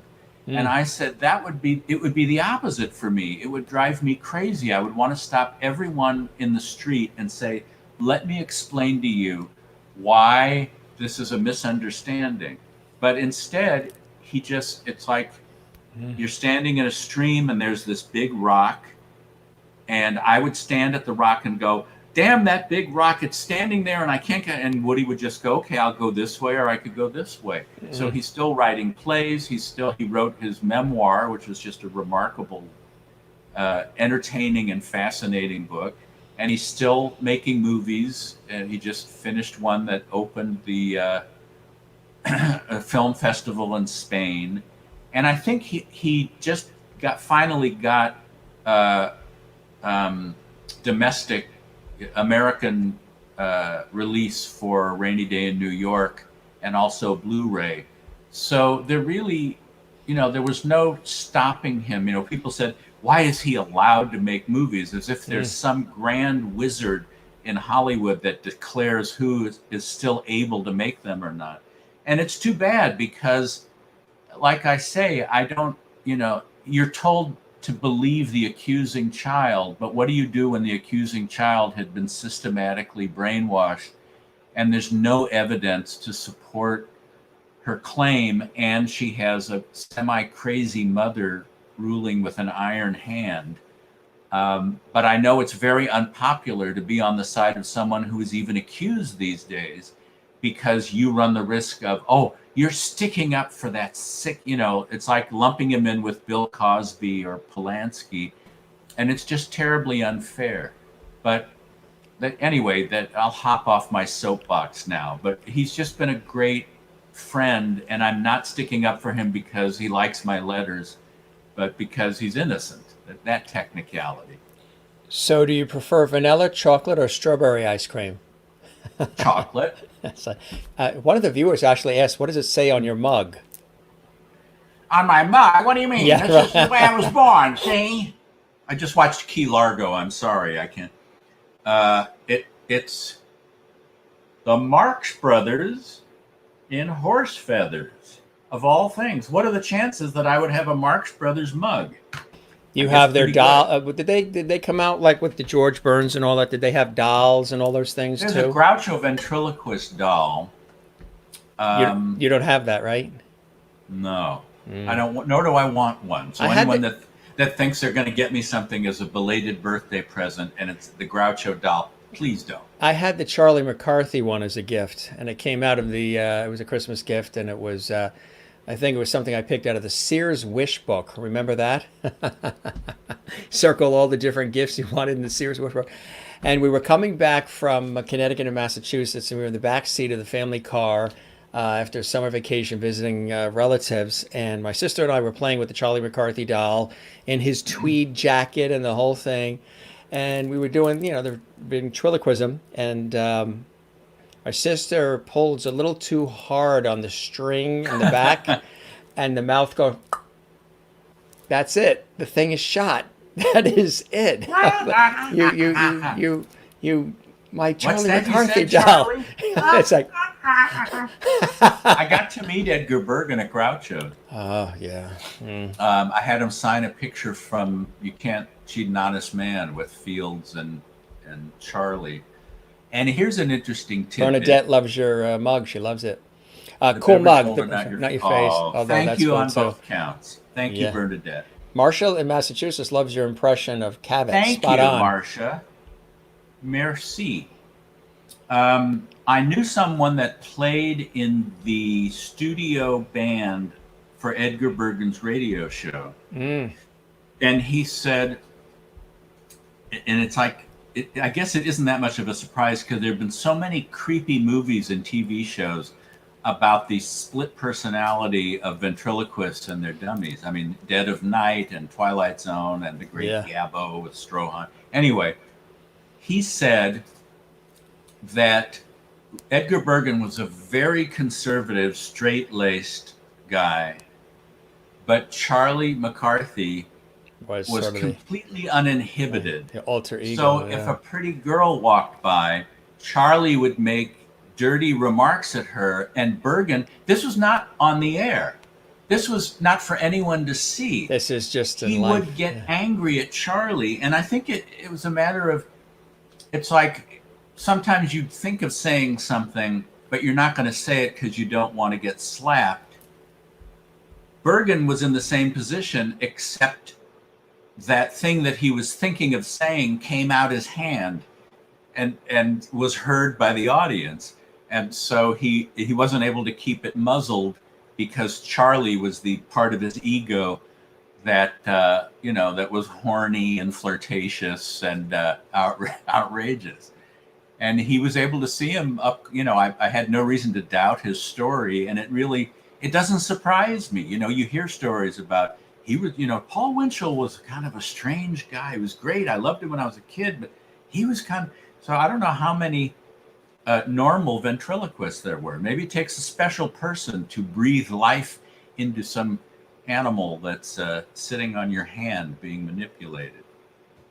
We've certainly gotten off into a strange tangent, ladies and gentlemen. We now return control of the show to Jim Masters. If they had just tuned in at that moment where you were saying something in your hand that's being manipulated, what a time that would be to join us in a belated way. That's right, said the nun to the priest. So let's definitely talk about, and we'll definitely show the cover of the book, what was the inspiration? When did you decide, this really, I got to put these stories down, these tales in a book? Well, ever oh hey, ever Yeah. since Oh, I this had is a class operation here. We have everything. wow, Photos, whatever you need. just It's send a great cover. It's a great, I mean, it's really, yeah. Well, Drew yeah. Friedman, the great caricaturist, drew that pen and Yeah. pencil and ink, I guess, of Yes. Groucho. Um, I would I would meet people, uh, and they would hear about my connection to Groucho, and they would ask specific things, Mm-hmm. and I would tell them stories that related to that. The same way that you saw that you could like mention a celebrity, and I'll tell you trivia about them or an encounter I had with them, like Bergen or Mm-hmm. Burns or whatever. And uh, people always were fascinated by the stories, but I never thought that I had a book's worth of things to say. And at one point, I thought maybe if I cull the best stuff, I might be able to put together an article for Vanity Fair or Esquire or something. Groucho's Last Days, an insider's view or something. So I sat down and I started writing, and really sort of like an archaeologist trying to recreate chronologically the steps of meeting him, getting the job, the people I met, the things that happened, dealing with all the stuff with Aaron Fleming and all that. And I was digging through. It was like Heinrich Schliemann digging Yeah. through the different layers of Troy. It's like, Yeah. oh, all right, here's something fairly recent, but at the bottom, here's something from the Animal Crackers campaign at UCLA. And then friends of mine kept copies of letters I wrote them. Otherwise, a lot of the anecdotes wouldn't have been remembered, because I would just come home from Groucho's and zip a piece of paper in the typewriter and send a letter to a friend of mine saying, so and so came over and Groucho said this, and then I'd mail it and forget about it. So, and I also had a thick stack of scribbled notes. Uh, I still do. It's still inside a rusty paper clip of when Groucho would say something funny, which was frequent. I would get up and go into my office there and scribble it down, not for posterity, but so I could remember to write my friends and tell them. But I ended up with all of these Grouchoisms that had never been printed before because they just happened in his house. Mm-hmm. So I sat down to try to recreate what happened, and I was like on page 9 and hadn't met him yet. And I thought, well, I think this is going to be longer than an article if I haven't met him yet. Then I started to worry, which is something I do really well. I started to worry that I'd have something way too long for an article and way too short for a book. I'd end up with something like 60 pages, and then what is that?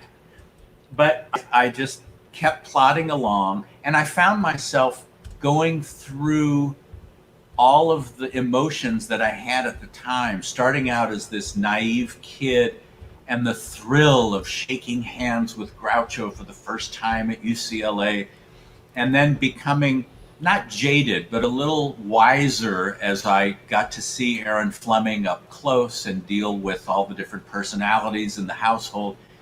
And I sort of, in a condensed amount of time, went from the wide-eyed kid to the open-eyed realist in the process of writing it. Then came trying to get a publisher, and God, my cover letter said, "This is not a biography of Groucho Marx. It is the story of a fan and his hero, and during Groucho's last days." And I would get rejection slips that said, "We're not interested in any Groucho Marx biographies at this time." And I would just want to throttle them and say, "Did you even read the cover letter? Never mind the manuscript." But persistence paid off, and I eventually got a publisher, and the hardcover came out in '96. And then so many things happened since the hardcover came out, with the various, dramatis personae in the book, experiences that we all had, people in the book's reaction to how I treated them in the book, that I wrote an What extra. was that like? What was some of that reaction that It you ran the gamut. One of the things I was Mm. particularly concerned about was what Aaron Fleming would think of it, because I tried to be as fair as I could to everyone. I didn't set out to glorify anyone or to Yeah. crucify anyone. I was But- wondering why you had that moat built around your house. Oh, I have to go feed the crocodiles. I'll see. Actually, it's funny because when the book, it was like the next time I had a chance to submit my information to the phone company, I purposely left my address out, but left the phone number in, because I really was concerned that if Aaron found out where I lived, I would step outside one evening and find a rusty potato peeler thrust into my rib cage. And I just really didn't want to have to cope with that. So I really was a little afraid of what she'd do, because she was kind of crazy. She ended up homeless. She ended up being in and out of psych units. I mean, it was a sad story, but she brought it on herself, and that doesn't let her off the hook for having been verbally and emotionally abusive to Groucho. But even though I understand that, psychological problems aren't necessarily the choice of the person. When you were writing the book, before you started writing it, was there a certain vision you had for the book, and did that change as the book was going along? Was it originally going to be a love story tribute to Groucho, or was it going to be more reality? What was the initial vision, and did that change as you were writing? It was going to be like taking me to lunch for a super long lunch. Yeah. And so, like in All About Eve, tell us all about it, Steve. Tell us. Well, I remember it was going to be just the story, basically in chronological order, of my amazing 3-year journey.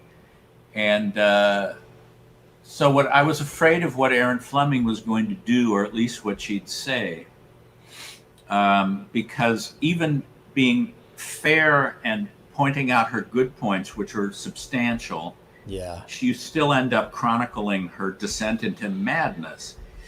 So someone that knew her said, Aaron read your book. And so I steadied myself. I said, all right. And he said, she said that in your book, you claim that you bought her Pinto for $1,500, but it was only $1,200. I said, that's it? She's upset with the price of the car she sold me? $300 He difference. said that was it. She was upset. And I was talking to someone. I said, that's like if someone who worked in a concentration camp saw Schindler's List and said, it is a tissue of lies from start to finish. After all, we wore our SS insignia on the left lapel, not the right lapel. It's like, well, yes, but what about all this other stuff? So that was the big dud bomb that I kept waiting to go off. A lot of people said you had an uncanny memory for detail. You got it right, except what you said about me. I got a few of those, which is an interesting litmus test. Mm-hmm. But I was happy with it. And, as I was writing it, I was thinking there is a certain cinematic quality to this, sort of like My Favorite Year or Sunset Boulevard, or later on Ed Wood, about an impressionable young kid and an aging legend in his final years. Yeah. And so I did think that it had those possibilities. And that became a long and winding road of people optioning it, and then nothing happens, and then the rights reverted back to me. And then in 2012, this edition came out with that the new extra afterword about what's happened to everyone since the hardcover came out. And that stirred up interest again in doing it as a film. And in the meantime, I had written my own draft of a screenplay because I would run into people who would say, I love your book, but I don't see how it's a movie. I could see doing a biography of Groucho and using your book as bookends for the beginning and the end. But I thought, I can see that I'm just going to have to take it upon myself to climb up the tree with a saw and saw off the branches that aren't part of the movie. And then they can look at it and go, oh, okay. So I did that. And that has now led to the film being in development. I can't give you many specifics on it, except to say that we have a script that I co-wrote and a director, a respected director, and a production company. And despite COVID, they are looking to shoot it sooner than later. I didn't think anything was going to happen until the coast was clear everywhere for everyone, but they're going to work around it. And my agent said that a number of her clients are working on shows that are currently filming. Mm-hmm. So to my surprise, there's more going on with it right now than there was before COVID hit. Can you give us more specifics about it? Apart from my having said I can't give you specifics about it, I'll tell you one thing. Specific. Yes, sir. This is a sort of Carol Channing sibilant. Specific. Now I have to clean my... Okay. Your screen? And my cat thinks I'm hissing at it. No, it's okay, Oscar. No. Tear him up. No, Willard, no. What was I saying? The book, the movie... You were saying that being on this show is the pinnacle of your career. It's pronounced pinnacle. Pinnacle. That's like when someone says repartee and I say, it's rap party. We went to the rap party after the movie was over.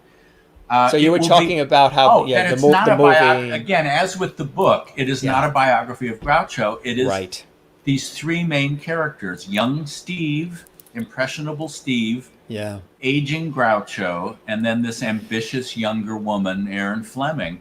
And what's going to be really strange is seeing, thank you, Bernadette, and Renee, is seeing someone play me at 20 with the aforementioned mutton chops and mustache and a full head of hair.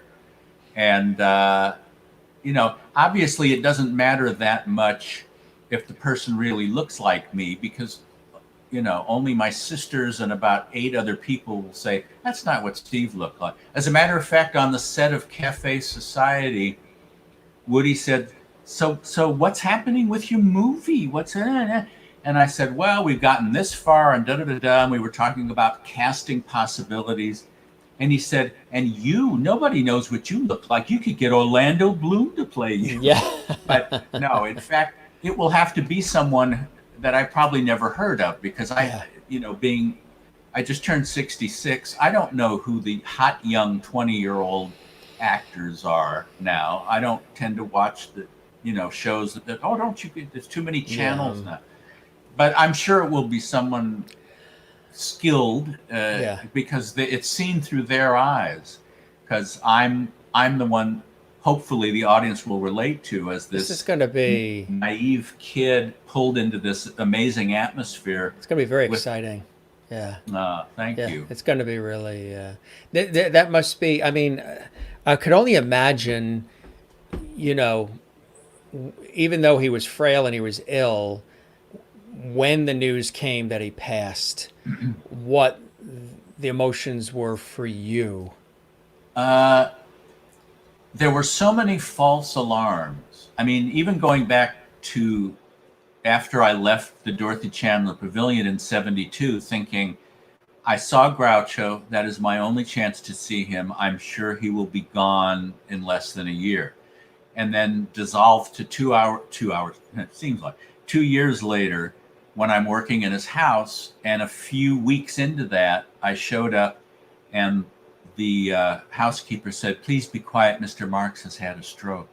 And I thought, oh no, just as it's beginning, my dream job is drawing to a close.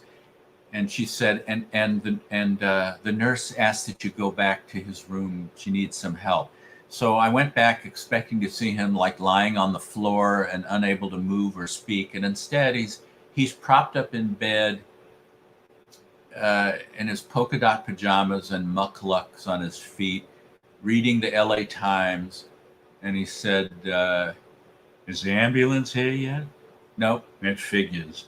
And he goes, and it was sort of like he'd gotten used to having minor strokes. I wasn't used to him having strokes. And so, in fact, it wasn't any big setback, and he bounced back from that. But there were so many other trips to the hospital and scares. And then, of course, anyone who's had to deal with an elderly relative or friend who is gradually spiraling downward, you reach that point where you hate to admit that the quality of their life is such that they're probably better off not waking up tomorrow. As much as you hate to admit that, that it becomes kind of selfish to want them to stick around just for your sake. Because I had decided early on, I mean, Aaron was, a handful and fairly abusive.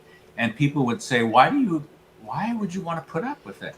And it's like, because even the worst days, I'm still working there. Plus I can do whatever I can to be a protective of Groucho. There were people there that, really had his best interests at heart. And frankly, I didn't want to miss out on anything. I'm like the last to leave at a party. Robert Benchley wrote a whole article about toddling. And he said, I envy people at a party who can guess that they'll be toddling and then leave. I can never guess that I'll be toddling. And he said, once I toddle, I'm fine. Once I start toddling, I'm out the door. But I can never guess that I'll be toddling. And so I was sort of like that with Groucho's, that it was still a remarkable thing, even though he's fading out. Did it feel like losing a family member? It didn't surprise me, except I knew it was out there somewhere. And, I was getting more than daily reports on him in the hospital at Cedars, and pneumonia and unable to walk. And I mean, really, he was in terrible shape. And they were saying he's not going to come home from this. But even then, in his drifting out of lucidity, his grandson told me this. This is like within 24 hours of him dying. He was sleeping and the nurse came in and woke him up. He said, what do you want? She said, I want to see if you have a temperature. And he said, don't be silly. Everyone has a temperature. 98.6. So even at that point, when he's not sure where he is or what's going on, that mechanism that made him Groucho, there were, the book Raised Eyebrows is filled with dozens of examples of how much was still there of his wordplay and amusing skills. So when phenomenal title, I have to tell you, phenomenal title. Oh, I mean, it sums it up, but it also gives you a reason to want to read it. My tentative, the working title when I was writing it was Inside Groucho's House, that my late wife had thought of, and I thought that works. But I really kind of wanted something catchy. Yeah. And I was talking to a friend of mine on the phone about it. Again, I was still creating it. And I said, it isn't just a bunch of stories about, and then I met this famous person and this famous person. I said, I witnessed some really eyebrow-raising. Hold on a second. Yeah. And I took out a scratch paper and I wrote down eyebrow-raising. And then I finished my conversation and I thought raised eyebrows. Plus, he was known for doing that all the time. Yes, that's the point. You see. So the two things. Yes, his trademark and eyebrow raising. So exactly yeah. Right. Well done. I probably should say, in the unlikely event anyone wants to read this book after having talked about it. Absolutely. Can't wait. It's available as a Kindle and audio book, which, big surprise, with me doing all the voices and the narration. on Amazon. And if you would, you can also get the paperback there. But if you would like to get a copy signed, Yes. or inscribed, personalized to you, Yes, I do have a definitely. supply of them and would be happy. I just sell them at the cover price. I don't, That would be I don't wonderful. jack up the price for the thrill of having it signed to you. And that can be gotten at my website, which is Steve Stoliar, STOLIAR.com. And I would be happy to do that for you. All right, that's my shameless And plug Bernadette for says, myself. of course we want to read it. Yes, but Of do you want to course. buy it? And of course, lest we forget, S.J. Perelman's first right. book, Don Ginsberg's Revenge, Groucho gave him a dust jacket blurb that said, "From the moment I picked up your book until I put it down, I was convulsed with laughter. Someday I intend reading it." Marcia Murphy Watson says, Jim Masters could portray you, Steve, in the movie. Thank you very much. Please and thank you. Renee Katz says, sounds great. Well, it's the same thing. I mean, when you look at a menu, you may want everything on the menu, but That reminds me of another did you bring your wallet? That reminds me of another story. Groucho was talking about the hard Scrabble days of when they were in vaudeville and scraping to make ends meet and having to take the train from town to town, and you had audiences that would boo and throw things and all that. And he said, And that's just the family members. Yeah, which were extensive and expensive. When they finally made it and were playing the Palace Theater in New York and had money, they went to a restaurant and the waitress handed Harpo the menu. And he took the menu and he said, let me see. He went, and coffee. He just ran his finger down the entire menu, because it's like we can actually afford to have everything. And it was like, that's our idea of having made it, is going in and just pointing to the menu saying, and coffee. So there. See, that everything triggers a story with me, even if I have to make it up. Are you still there? We are. Just wanted to see if you were going to ad-lib a little bit. No, I have everything. Everything is written down. Ann says, looking forward to reading your book. Thank you. I hope it don't let you down. Christine in North Carolina says, it does sound fantastic. Well, it was. It was it changed my life and continues to inform it. I mean, but I also want to let people know that you, separate from this incredible scenario with Groucho, you carved your own path in our beloved television and broadcast media entertainment industry, and what a carving you did. Are you calling me a chiseler? Yes, I did write for episodic TV for some of the best. Murder, She Wrote, and Simon and Simon. There's from the new WKRP in Cincinnati. That really doesn't look like you. Well, the camera adds 10 pounds. And I think 10 pounds is about $2.26. I mean, I don't recall you having that jawline. Well, we all change over time. We can't all be Dorian Gray. So, speaking of being a chiseler. Yes, a painter. But artiste. Marcia wants the website so she can get the book. Steve Stoliar, STOLIAR.com. Raised eyebrows, my years inside Groucho's house. When the heck did you add the T to your last name? Today? When the heck did I what? Add the T to your last name. Today? I only did it to embarrass you. You did it just... You can Google this. If they don't say it again, see, they're covering for each other. Bernadette says to Marcia, if they don't say it again, you could Google his name. I am not going to say Steve Stoliar, STOLIAR.com again, because there I've it is said on the screen. SteveStoliar.com several times, and so our brighter students have jotted it down for future reference. WKRP, love that show. That was great fun. And Yes. Murder, She And Wrote as the well. Murder She Wrote, it's interesting. You know how it's often the case that freelance writers get their stuff rewritten by the staff. In the case of Murder, She Wrote, it was the classiest episodic show I ever wrote, and the one that was tinkered with the least, which was very gratifying. And then some of the clunker shows I worked on, it was like handing it over to a school of piranha. But, at least you get paid and you see your name fly by, even though nothing matches what you wrote anymore. And friends call you and say, why did you have him go back in the house? And it's like, that scene wasn't in my draft. Take it up with the staff. See, it would have been tinkered with if you were working for MTM Productions and Grant was the head of it. Grant There's a Tinker. cue for Oscar. Yes. Grant Tinker. I saw Grant tinker with Lee at Appomattox. Did you really? But not Lee Grant. Lee It Grant. envelops the name of both leaders of the Confederacy and the Union. It really makes you stop and think, why am I still watching this podcast? Here's another. Cleese.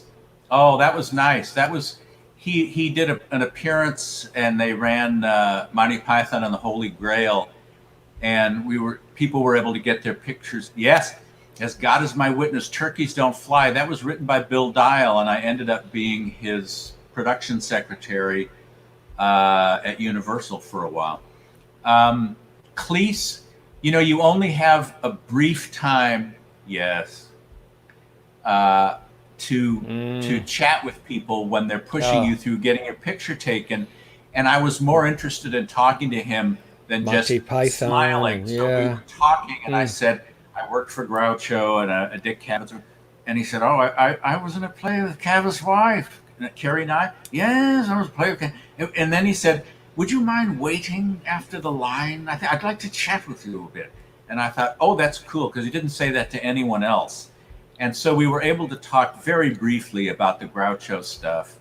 And then his people were hustling him out because it was way later than it should have been. And they had to pay the people overtime that vacuum and stuff like that. But I, at least for one brief shining moment, I crossed paths and chatted with the great John Cleese. John Cleese, yeah. Monty Python and more.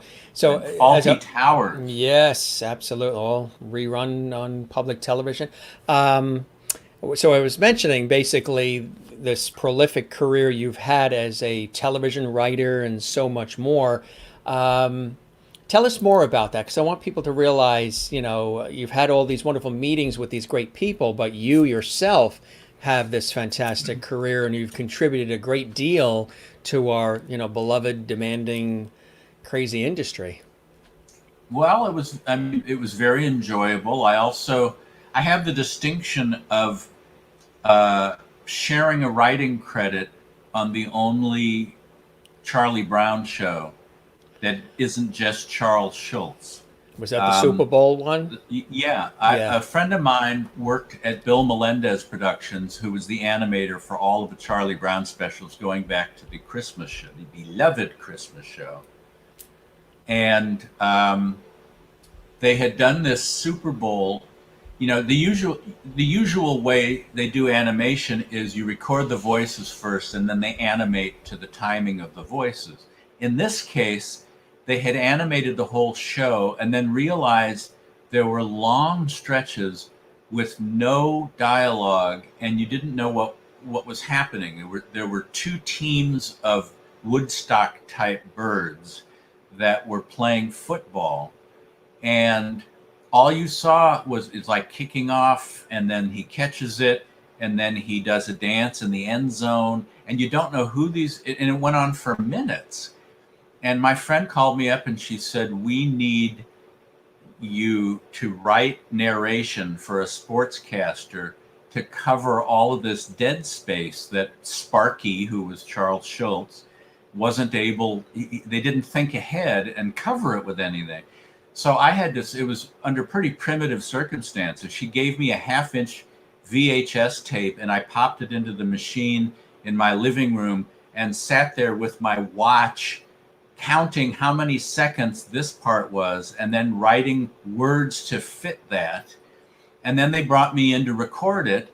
And the other funny thing, well, assuming I said anything funny to begin with, but the other funny thing is that I've never been a sports fan. I've never cared about any sport, never followed any team. And here I am writing football narration for this special. So you're in the Super Bowl, Charlie Brown. Hey, there it is. So I decided I would just have fun with it. And I named one team's players after presidents. So it was like, and Harrison kicks off to Roosevelt. Roosevelt runs with the ball. Oh, and he's tackled by Jackson. And it worked out okay. And so now it says like additional dialogue or something like that.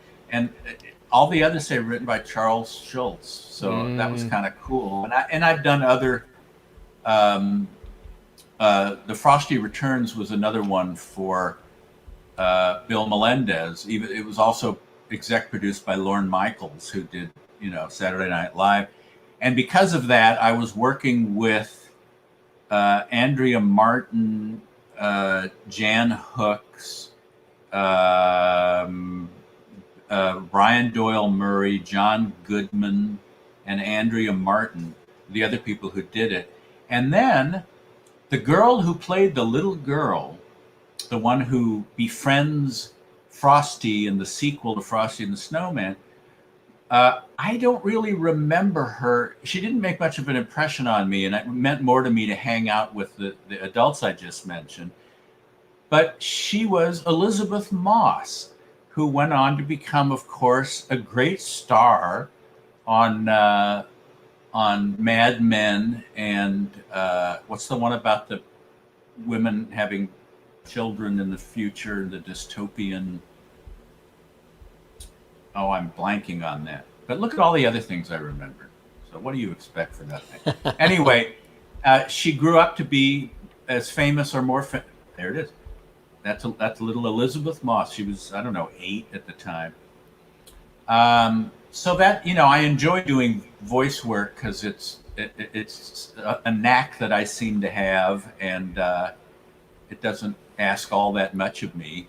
And I wish I did more of it, but it's a pretty tight circle of people that tend to get hired and rehired, and it's hard. And likewise with writing, they're almost all the staffs of the shows now. It's very hard for a freelancer, as in the olden days, to go in and pitch stories to the producer and be sent home to flesh it out and all that. Now, if you're not on the staff, you're sort of out of luck. So I turned to writing books, and I'm currently editing a book of letters that my dad wrote my mother during World War II. And they vowed to write each other every day. So I have hundreds and hundreds and hundreds of letters he wrote from North Africa and France and Germany and Italy during the war. What did your folks do back home in Missouri? Well, Mom was a wife and mother, there was nothing wrong with that. Not at all. And my dad was in sales, different companies. Yeah. But during the war, he was just a GI sent overseas, and he was a better writer than I gave him credit for. And there's so many interesting things in addition to the historical stuff and knowing what's going to happen. Like before June 6th of 44. Talking about, we're hoping to make inroads soon, but I can't tell you more about it. And then there's stuff like talking about what's on Hit Parade, what the popular songs are, Heard Swinging on a Star, don't think very much of it. I don't understand how it could be number one. And then his little film reviews, because he and Mom loved going to the show, as they called it.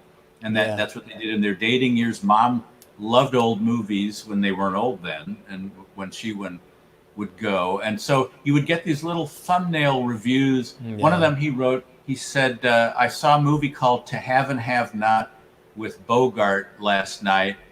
This new Lauren Bacall, I didn't care for her. I think maybe 1 or 2 more movies, and that'll be it for her. Mm-hmm. So anyway, it's an interesting day-by-day account of what it's like to be a GI overseas.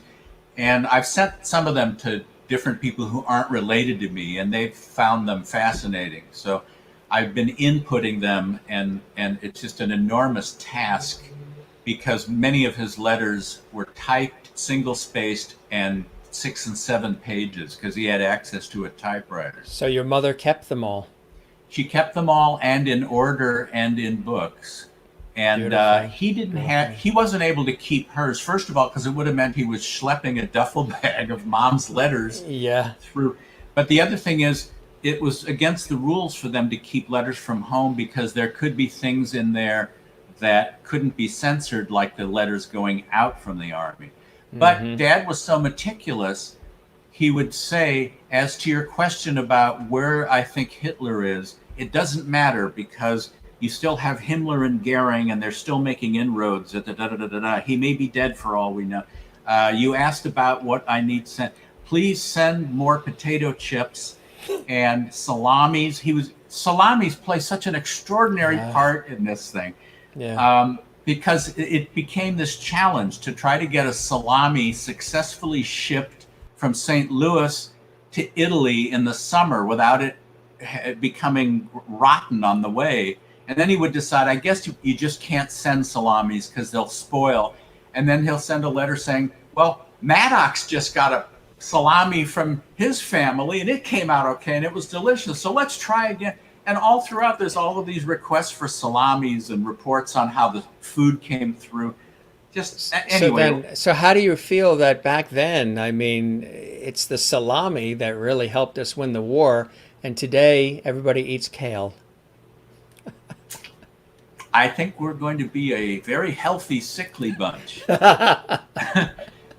I mean, didn't people used to think of people that ate at health food stores as having like translucent salamander skin because they just weren't getting meat and protein and all that stuff? So, I love hearing your observations of life. You are I am definitely, especially coming from New York originally, an observer of life. You definitely are. And I see the humor in things that others don't see. Yes. I also will say things to the unseen camera, even though I know the person won't understand what I'm saying. It's like, right. Oh, I was at the store once, and I said, "Where are Swiffer refills?" And she said, "If we have them, they'll be on aisle 9." And I said, "Where would they be if you don't have them?" And it's like. Totally threw her off. I was taking a walk on a particularly hot, sweltering day, over 100, and there was a guy unloading. He was moving, so he was unloading stuff from a U-Haul, and on the ground at the corner, not part of his stuff, but just someone had thrown away a microwave oven, and it was just sitting on the sidewalk. So I just said to this strange guy, I said, they say it's hot enough to fry an egg today, but that's cheating. And I pointed to the microwave, and he said, "I'm sorry." And I thought, "Oh God." Okay, I gotta. Well, if you have to explain it. And then he went, "Oh, right." And I thought, No. Okay, fine. No. My father has always said use the word when situations like that occurred, when the person just didn't get the joke. He always says the word dreck. About the person or what? More than likely. More than likely. So there's this other cool shot here, and it's tied into the film here. That is me with Rob Zombie at his 50th birthday party. For quite a while, Rob was, of all the unlikely people. If you move to the left more, we will see. This is very Twilight Zone, isn't it? Ooh. It's just like, should do the whole show this way. We get a crick in our neck. The crick's rising. There's the one-eyed man. Rob read my book and loved it and said, "Have you ever thought of making a movie about it?" And in fact, I had. And I said, "Yes, and I've written the script." And he said, "I think I can get this off the ground." and we were able to get a certain distance, and then ultimately, frustratingly, it was a matter of him being typecast as a horror guy. People said, he's the wrong person.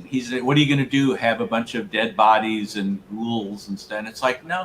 And I even wrote an article for the Hollywood Reporter about all of the directors who started out in horror films and went mainstream, including, don't blank on his name, Steve. Robert. Oh, who directed Sound of Music and West Side Story? It'll come up on the bottom now. Do you want to phone a friend? I have no friends. You're it. That's why I haven't hung up yet. Robert Wise. Thank you, no one. Robert Wise. Wow, that was somebody. It was the divine that sort of came in. The one that worked. It was Oscar. Always Oscar. Is there who's the Felix? You? No, it's not that kind of Oscar. Yeah, Walter Matthau. Yeah. You had the blessing of having involvement, or just even knowing Jack Lemmon. One of my favorite. What a great guy! I love Jack Lemmon just because he was as he appeared. He was down to earth. He was a great guy. I've met him first at Groucho's. The way he captured the everyman's dilemma, especially one of my favorite movies, and we actually talked about it with the guest last night. This is tonight. We talked about the fact that they did a remake of it, and it was with Steve Martin and Goldie Hawn, and the original version with Jack Lemmon and Sandy Dennis of The Out of Towners in '69 in New York. Yeah. Oh my God! Right, yeah, where they get lost. He just captured the everyday the apartment. He's one of those rare actors that was Bancroft. equally adept at comedy and drama. And his son, Chris, is amazing. Yeah, he's good. Yeah. I was at Groucho's 84th birthday party, and I overheard Harpo's son, Bill, say to Lemmon, you know, I have to tell you, I've met a lot of people in the entertainment business, and so many of them are jerks, but you're a genuinely nice person. Jack Lemmon, and Lemmon said, well, there's no reason not to be. And at the time, I thought that was just sort of a pleasant retort. But the older I've gotten, and I have gotten older, I've realized the wisdom of that there's no reason to be a jerk. There's no reason not to be a nice guy. You know, don't get taken advantage of, but that doesn't mean you have to be a schnook. And so those words stayed with me. And he and I stayed in sporadic touch afterwards. I got to, I have letters from him, and I saw when Cavett would interview him, I'd be there for that. Do you still stay in touch with Dick Cavett? Yeah, he's in Connecticut now. Yes, he is. Yeah. And then Jack Lemmon was nice enough to give me one of the Dust Jacket blurbs for the hardcover, which meant a lot to me because he was one of Groucho's friends going back to the 50s. But he really, you're not going to, similar to Benny and Harpo, the worst you'll hear about him was that he was an alcoholic. But you don't hear any stories about him being an abusive alcoholic or standing in the way. It's like we had to fire him because he'd come on the set roaring drunk. He was able to contain it as best he could, except he would get into accidents, and he finally had an awakening and sobered up and was fine. But, you know, that you have to scrape the barrel to even consider that a personality, you know, a bad thing about him. No, he was just a sweet, down-to-earth guy and funny and interesting. You know, when he came to lunch at Groucho's the first time I saw him there, he was in the midst of filming a remake of The Entertainer, the Laurence Olivier thing about a second-rate song and dance man. And he said that he met Olivier and said, how did you do such a great job of coming off as a second-rate song and dance man? And Olivier said, by singing and dancing the very best I could. So we got that bit of advice from him. Is there anybody that you never got a chance to meet and they're now gone that you wish you had met? A Jackie Gleason, any of those folks along I the certainly way? would like to have met Harpo. Yeah. I certainly would like to have met Robert Benchley, who apparently was another really sweet guy. Did not meet Tony Randall. However, Bill Dial, who wrote Turkeys Away, worked on the Tony Randall show where he was the judge. And just to unnerve the writers, they would go in to watch dailies, and Tony Randall would say, let's all put on our laughing caps. And everyone felt all the more pressure knowing that they were supposed to have their laughing. Let's all put on our laughing caps. Wait, I did meet Tony Randall. I'm sorry. I met Tony Randall, boy, in at the Palace Theater in New York, which makes it sound like I'm 112 years old. In the early 80s, there was going to be a special taped at the Palace Theater in honor of the history of the Palace. It was like the 100th year or something. And they had a number of celebrities. It was a strange premise. They had people who had played the Palace, like George Burns, and then they had people playing people who had played the Palace, like Cabot was Fred Allen. And Harry Belafonte was there. He had played the Palace, and Tony Randall was there. Deo. Yeah, him. And, I love playing tennis with you. It's awesome. It always ends in love. I thought it was Deuce? Lovety. Lovety. Hey, good memory. He listens. Hitting you back with your... Lovety. Anyway, Randall was one of the people that was there backstage, and I did get to meet him briefly, but don't really have a story. But I forgot. And I also stood on the stage next to Laurence Olivier because they brought him there to do a promo about something, and I who had the better light? It was audio only. But I mean, to say that I stood on a stage next to Laurence Olivier again makes it seem as if I must be 127. But no. Right time, right place. Yes. Half that, let's say. It all goes back to when they told you, go sit with Fred. I mean, that... Would you sit with Fred and talk to him while Dick is being... Let me see. Yes. Oh, man. You know, have you gone back to the old stomping grounds, back to the St. Louis area? I haven't been there in a long time. I did, but I haven't lately. But like when... And I never stomped. Well, you stepped. When, once all of these amazing things happened and you started to make your mark in the industry and you met all these wonderful people, but you also made your own mark in the industry as well, sort of like hometown boy makes good. Was there any sort of fanfare? Was there any sort of, when you returned back to visit family, friends, old school chums, whatever it is? Steve, was that you? Was that you? I saw that on the... What was that like going back? I haven't really done that. I haven't been back there since all of that. But I'll tell you that, speaking of Dad, whose, again, letters I'm transcribing. Thank you, Marcia. Thank you. I know many people have had this experience, but I spent many years foolishly endeavoring to get Dad's approval and pride.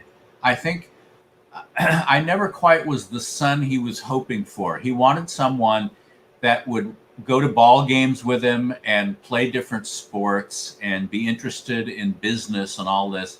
And I never cared about any of that. I was into art and movies.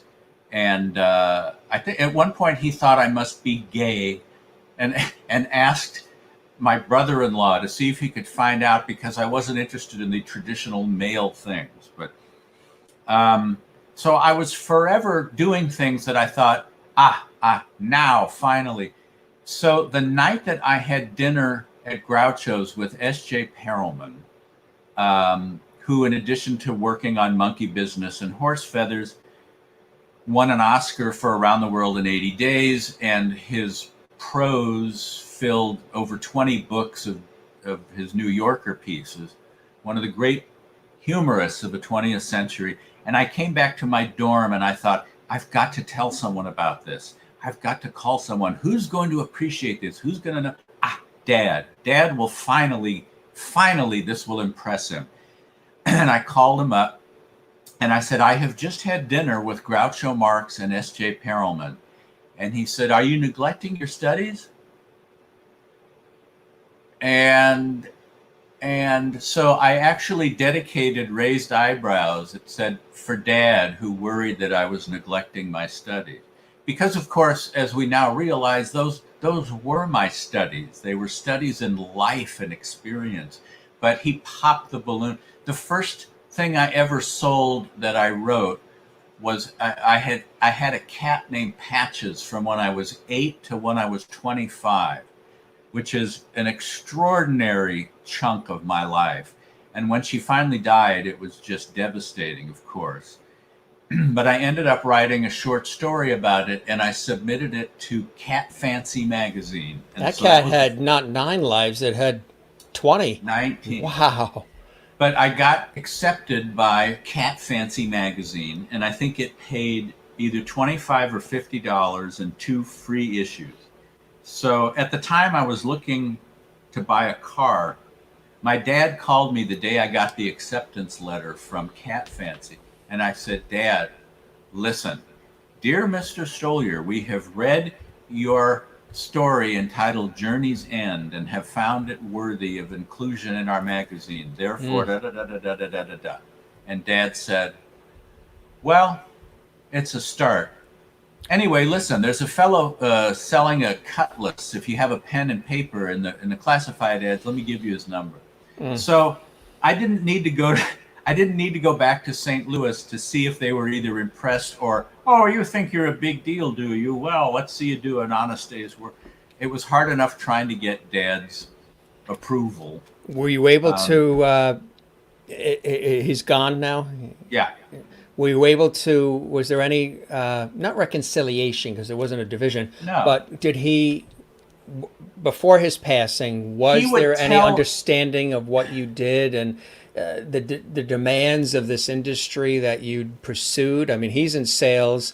You're selling in certain ways too. There's a whole... but what is the commodity is too ethereal and here's a story to go with that. A friend of mine had lunch with Ringo Starr, you know, of Rory Storm and the Hurricanes, the drummer.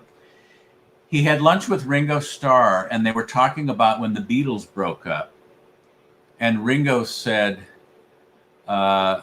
something like, when it became official that we weren't going to be a group anymore, I called me mum because I didn't want her to hear it on the radio or the telly. I said, well, it's true, we're breaking up. And she said, maybe you could go back to working some of the local clubs around town.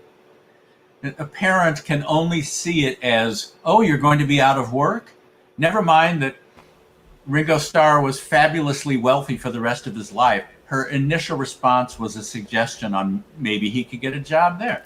Yeah. So I heard from other people that Dad was proud of me. Yes. But because he had this obsession with not letting it go to your head, we don't want him to get a swelled head. We don't want him to be a braggart. Yeah. It was kept from me. And so all 3 of the Stoliar children had kind of inferiority complexes. We swang the pendulum too far the other way and find it very difficult to say, I am good at this. I did a good job at this. But, you know, it worked out okay. Are you hard on yourself? Are you a perfectionist? Not as much as I used to be, which is good because it can stand in your way. I mean, there's people who say, I'd love to be a writer, but it's like they're afraid to begin because what if it isn't any good? Right. I have a little piece of paper stuck to my computer screen that says, get it down for now, mush it around later. and I'll look at that. And it's like, no, it doesn't have to be perfect right off the bat. I'm comfortable with what I write. I don't try to get away with, oh, that's good enough. Matter of fact, I worked at a production company once that was the inverse of that, where the guy that owned the company was constantly saying, that's good enough, leave it. And I was saying, no, I think we can do better. And it was like I was herniating myself trying to raise the bar that he was pushing down. He wasn't interested. Yeah. No, it's like, let's just finish it and get it up. So I can be tough on myself, but I think I'm more comfortable with me than I used to be. And that's a good thing. And that takes time and years put in and exactly. Therapy. And therapy. When you look at your own, I mean, we've talked about all these incredible people that you've come across and they've made their marks, but you've also made your mark as well. What are some of the things that you've been involved in, projects that Steve has been, having an opportunity to participate in that you're most proud of? The book, of course, is a phenomenal thing, but other things that Steve has done exclusively, whether it's writing for Murder, She Wrote or anything else, that you look at it and like, I was really proud of that work. I'll tell you, very recently, the production company that's overseeing the movie version of Raised Eyebrows, they had been optioning it each year, which was very welcome to get a nice tangible amount of money, sort of for renting the right to own it temporarily. They decided to haul off and pay me outright the complete amount for the rights to the book and messenger me the check about 10 days ago. And that was very gratifying because I looked at it and I thought, this is the result of something I did by myself. I got the job at Groucho's. I decided to write a book. I didn't let the rejection slips from the clodpates at the different publishing companies stand in my way. I didn't let all the people who said, I don't see a movie in this. It's a wonderful book, but I don't see a movie in this. I persevered. And then when Rob left the project, I didn't think, well, so much for that. I stuck with it. I believed in it. And then I had this check that was really welcome and for a decent amount of money. And I thought, I made this happen. And because of something I generated. Yeah, it's all you. It's all you, and you're stuck with it. It wasn't just like, hey, look at the money. It was validation. That's what it was. I think it shows your resilience, determination. You believed in the project. You're stuck with it. And did I mention in the beginning when we emailed each other that I'm also your nephew? I think how many zeros? How many zeros on that check? Are you the nephew that owes me $37.48? No, that's my clone. Send in the clones. Send in the clones. Soraya asks, Steve, do you miss doing voiceovers for any cartoons, animations that you have done? Would you do it again or not? I would be happy to do it again. I do miss it because it's something I enjoy, and it pays decent money. But again, there seems to be just a handful of people that are hired and rehired. And some of the people that I worked with have retired or died or both. Which becomes difficult. Which one came first, the dying or the retiring? Well, I don't know. Some people's posthumous work is the best stuff they ever did. Look, Dock of the Bay was released after Otis Redding died. So there, I showed you. Yeah. I don't know. Anyway, yes, I would love to do more, and I'm up for grabs, but it seems to be a tough thing to crack back into, especially when you're a living fossil such as myself. Do you have a home studio? Can you record from home? Do VOs from home? I have I can. It isn't much of a home studio, but I do have a condenser mic and can tune out. I've recorded stuff that has been Yeah, good but enough to use yeah, but professionally. Steve, the condenser mic in your Panasonic cassette recorder from 1972, you might have to upgrade from that. Look, my feet are already tired from pumping the pedals on my computer. And I think it's running low on kerosene. That is funny. That is a bottomless cup of whatever. That thing is. There Do you have is somebody? well, Do you have somebody on the left that's refilling? I have here an ordinary glass, ladies and gentlemen, and yet here is the bowl of rice produced as if by magic. Please and amaze your friends as you produce a seemingly endless number of cards from your hand. What have you not done? Dinner. That I you haven't had dinner. Well, that's true. You're 3 hours behind. Well, that's your problem. No, what have you not done, Steve, and all Yeah. this wonderful, illustrious opportunity and career that you still want to do? I mean, what are some things that you want to be participating in and still want to do, other than, doing work? Is there other things that you're like, gee, I would like to take a crack at that, or I've always wanted to do that, or I'd like to do more of that, whatever it is? I'm actually much less interesting than you might think. I really don't have much of an imagination. I don't, someone asked me what my bucket list was, and I said, making a bucket list. I really don't. I don't think, boy, I'd sure like to see Australia. No, I usually ask people what their chucket list is. Whatever's in that mug, you like it. I wish it's coffee. Uh-huh. And from this morning's Mr. Coffee. You just nurse it throughout the day. Mr. Coffee, Joe DiMaggio used to do those Back commercials. to Joe DiMaggio. Wait, what were we talking about? Weren't we talking? No. Joe DiMaggio. Didn't I say that Mickey Mantle? What's your story? Mickey Mantle What is your story on him?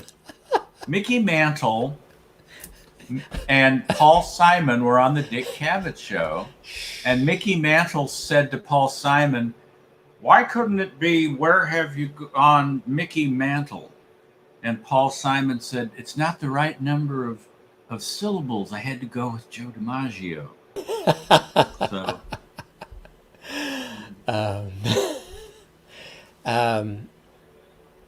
Sue A says, hush fell over the crowd. I know, I'm so Sue taken back by all of it. Fultz. Such great stories. The life he has lived and is living. Wow. Hey, I made Bernadette, all this stuff up. I think we need to tell the ladies and gentlemen that that you actually bag groceries at I Ralph's. manufacture deodorant cakes for urinals, and I've never met any of these people. Is that what they call them? Deodorant cakes? Yes. And candies. Hey, can you still do voiceovers? Look at Mark Yes. Hamill.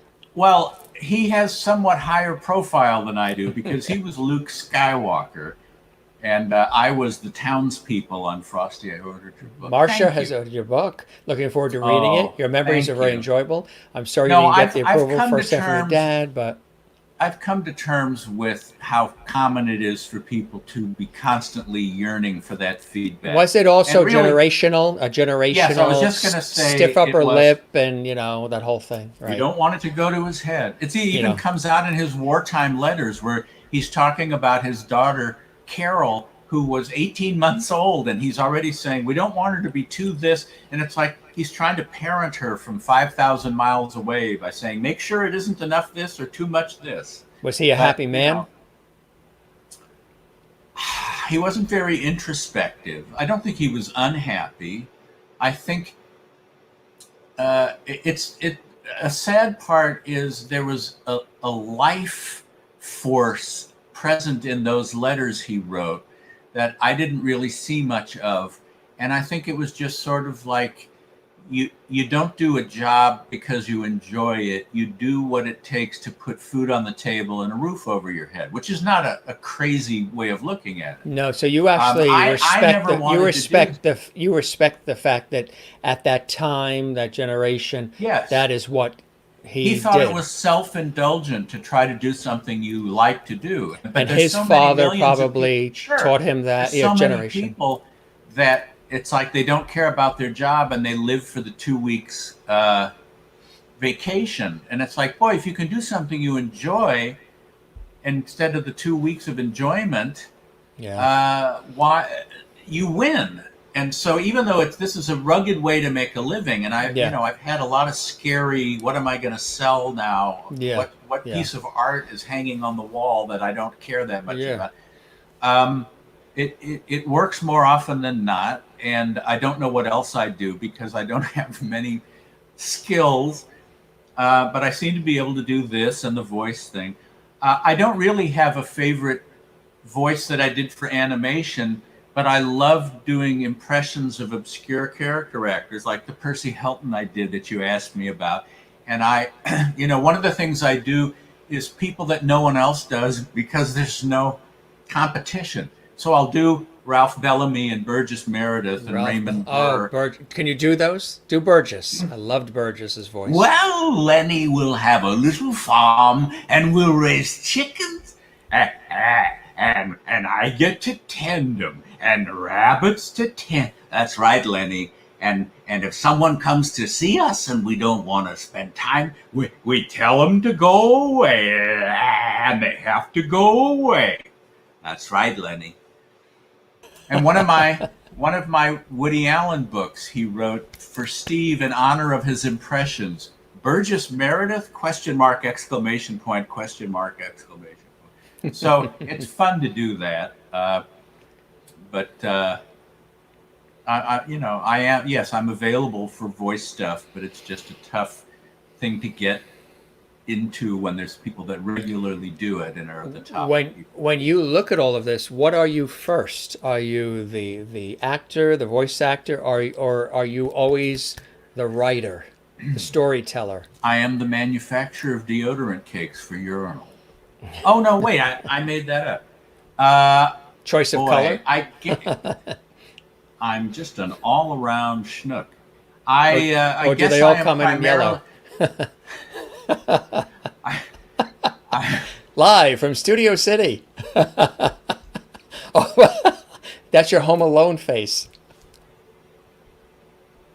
He's middle-aged now. How did that happen? And you know what? You're reaching South Africa because Juanita on her birthday says, you guys are hilarious. Great and entertaining interview. Such a colorful life, Steve. Love the voices. All the way in South Africa, Juanita on her birthday. Wow. Well, I'm glad they got rid of apartheid. I don't know if she had anything to do with that, but I'm glad they evolved past that.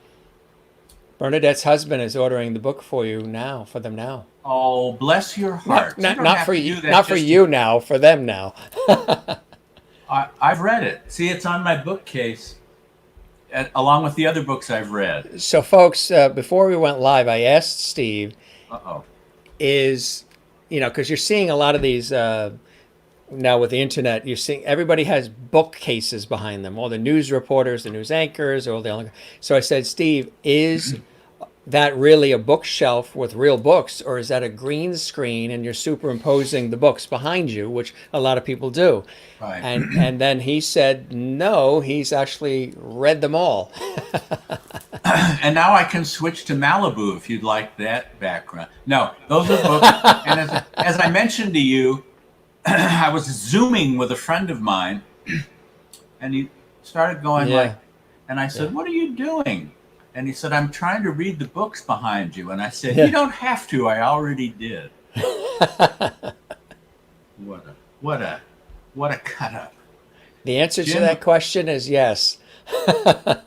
Jim, are you still standing? Isn't there a song? I'm still standing.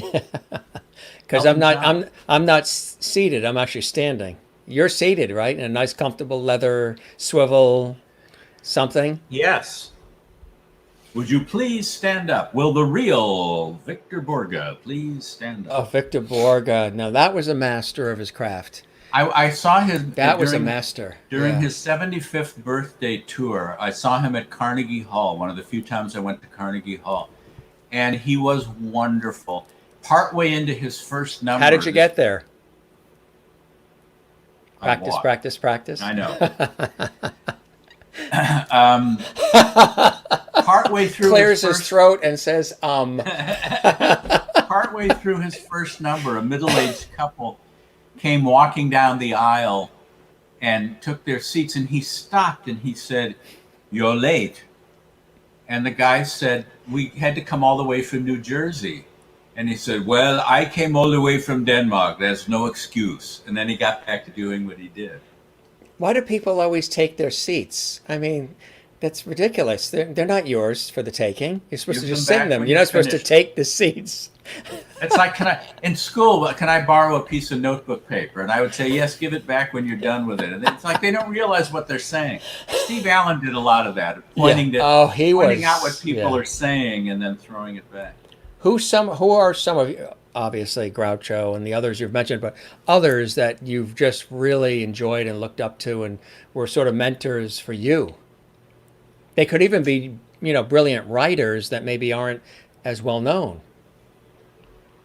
Boy, well, I mean, Robert Benchley, James Thurber, and S.J. Perelman. Mm-hmm. I've had really good luck corresponding with some of my heroes. I have with Al Hirschfeld, the caricaturist. I have letters from Dr. Seuss, which is really strange because it's like seeing on the back Dr. Seuss and the address. It was like Santa Claus. It's like, wow, this guy exists in 3 dimensions. That's and I have letters from Marlene Dietrich and Lillian Gish and Hepburn. I really enjoy doing that. I don't remember what your question was, but I gave you an answer anyway. I should be a politician.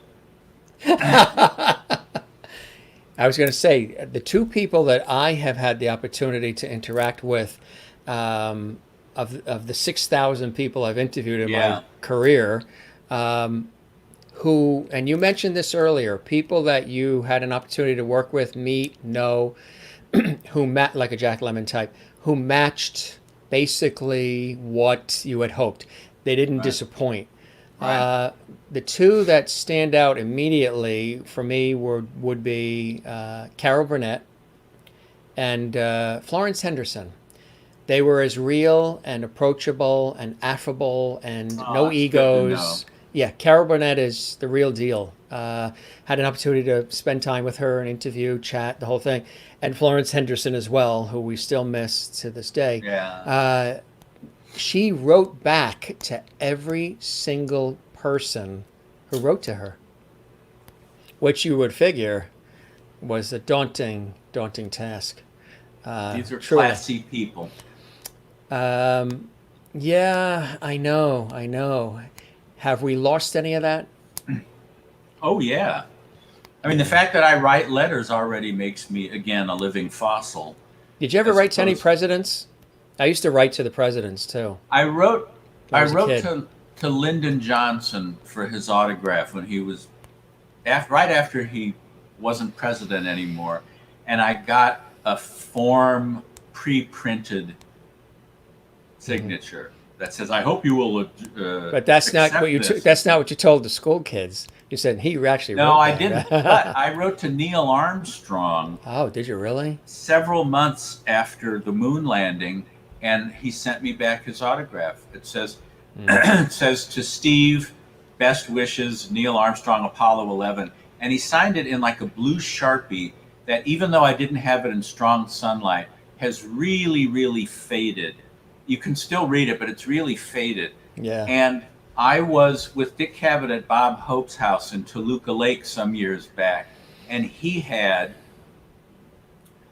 a photo of Neil Armstrong signed in the same blue ink, also faded. So I felt better about mine because Bob Hope didn't he wasn't any more successful in having a displayable Neil Armstrong thing. No, I haven't written to presidents. I tend to write to celebrities or writers. Yeah. I don't know. Yeah. Dick Cavett is somebody that at some point I would love to meet. And I know you say he's in Connecticut, and it'd be fantastic to have him come on the show. The conversation we would have, like we're having here tonight, would be extraordinary. What are some of the things in your life, Steve, through all of this, the levity and everything, that, It's pronounced levity. well, levity, yes. On this show, it is levity that still bring you the greatest joy and blessing in your life for you. When you look back at all of these incredible experiences, but also your contributions too. And a couple of people posted that, that you've made significant contributions to people's Thank you. lives through your writing. It's very and all hard of it. for me to hear that. Again, Yeah, the very influence humble. of my Yeah. dad. You saying, probably have that, right? I'm actually the same way. I don't like. It's weird because people would assume because you're in the entertainment field and all of this that automatically you're like, oh yeah, okay, bring it up. I'm not like well, there that are either. plenty of them. I'm sure I would have been There's much plenty more of those people that are like that, right? I would have been much more successful if I had more of the shark in me, more of the person that says, Mr. Spielberg, I have a script in my trunk in my car. If I just like to and be pushy and smarmy and laugh at people's jokes that don't But make it's not me who laugh. you are. It's And not I you. can't. I've gravitated towards the people that I like to hang out with. And sometimes it has benefited me professionally and sometimes it hasn't. You're welcome, Bernadette. That's never been my, if I had focused on that, like I said, I'm sure I would have conquered more worlds. But the trade-off is that I am as I appear and hang out with the people I like, not because of who they are or what they Is can that do for me. is that a Midwestern thing? You think Midwestern Maybe. values, Midwestern upbringing, Maybe it maybe? girded me from going Hollywood in the bad way. I don't know. Exactly. Yeah. But I have to Probably. just think about Jack Lemmon's "There's No Reason Not to Be." Right. Yeah, hi, Steve. How are you? So the big thing on the burner is this developing movie from the book. Yeah. And if you were to look at a scale of 0 to 100, percentage-wise, is it like 50% there now as it's going? And obviously what we've gone through this year has put a pause on Yeah. so many things, but it's still moving in the right trajectory, the right... Yes, it's still moving in the right direction. Or they wouldn't have sent me that check 2 weeks ago. That's a plus. Having never gone through this, making a movie. I mean, I'm used to television that have schedules and you pitch stories and you turn it in and then they do it. This whole process, which has lasted off and on for years, I don't really know how to say, well, we're at this point, so we're nearly there, or I think that we're past the halfway point because of all the elements we have that are set, but there are still other puzzle pieces that have to be put into before, and I know better than to pop the corks off any bottles of champagne. I've seen too many times people thinking, he said that if I just do this one little thing, they're going to buy it. So let's go out to dinner. And it's like, and then it falls through and it's like, whatever happened with, so I don't count my chickens. I have other people do it because I'm too big to count them myself. And you just kind of take things as they come. I mean, I've had some substantial setbacks. I mean, I talked about my wife. She died suddenly in 2008, and my life went off the rails, and it was very hard getting back on track. But I did, but there was no shortcut except going through the flames. So, people will say, God, your life, just one thing after another. Well, I haven't bothered to tell you about, although I told you about my cat dying and my wife, but, there've been significant black marks in this saga that isn't all just the cool stuff, even though Has that altered your work and the way you approach it? I think surviving anything enriches you to some degree. That there really aren't. It's hard to catalog things as bad experiences. People will say like, and I ended up getting a divorce, so that was a wasted 12 years or something. It's like, well, no, it just all goes into the melting pot of what makes you you. So I know that I'm more resilient having survived my wife's death. I mean, she and I used to say neither of us, well, she and I had a cat named Jasmine, and Jasmine was old and frail and going downhill quickly. And my wife would say, even though that day is somewhere out there, at least you and I'll have each other, because we couldn't handle losing. And then my wife died, and then a week after that, my cat died. So I had to cope with the loss of the two creatures that mattered the most to me. And I would think about how we used to half be in fear of having to cope with the loss of one of the cat or the spouse. But I'm still standing. I'm not religious, and I ended up envying the people in my grief group who were able to cling to things like everything happens for a reason, and God watches over us, and your wife's in heaven, and all this stuff. And it all sounded wonderful, but it never resonated in me because it's just never been, and I couldn't fabricate beliefs I don't have just because it would be nice. So I really had to white knuckle that loss. But as you see, I'm not a bitter man who, just doesn't get out of bed and curses the world, and life goes on. Exactly right. Exactly right. Bernadette said some beautiful things here as well. So glad, sorry for your losses. She's had many as well. So glad you're here and sharing yourself with us as well. My pleasure. Christine in North Carolina, you've been very successful, are remaining true to yourself. How wonderful. I've been very impressed by all you've done with your career. North Carolina. Oh, I have friends there. Very interesting conversation. Thank you, Steve. You're welcome. And, well, I think that I will guess that I'll be toddling. How's that?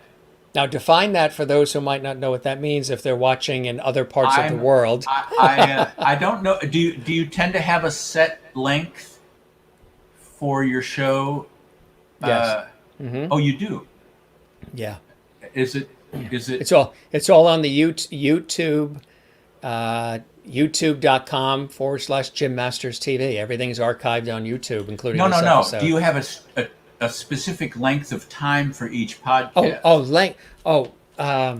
Well, we don't call them we don't call them podcasts. This is like a television show, but on the internet.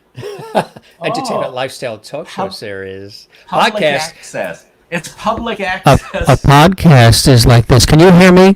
I don't see your face, but can you hear me? I can't hear you. Where are you from? Caller, where are you from? Phoenix? Phil Donahue. Take the no. It was the guy with the Larry King. Do we have? Yes. Yeah. The caller. Take the tissue paper off your comb when you talk to me. Phoenix, Arizona. Yes, you're on the air. Anyway, they're even telling you to have a great dinner. There's a lot of love here. Well, I don't know about that, but they're looking out for you. They're looking out for you. Thanks. Well, call and have something delivered. And thank you to those who are giving serious thought to, surviving. You see that? Yeah. To picking up my book or even buying it. Several and have if tonight. You don't, I still like you, and thanks for listening to me prattle on.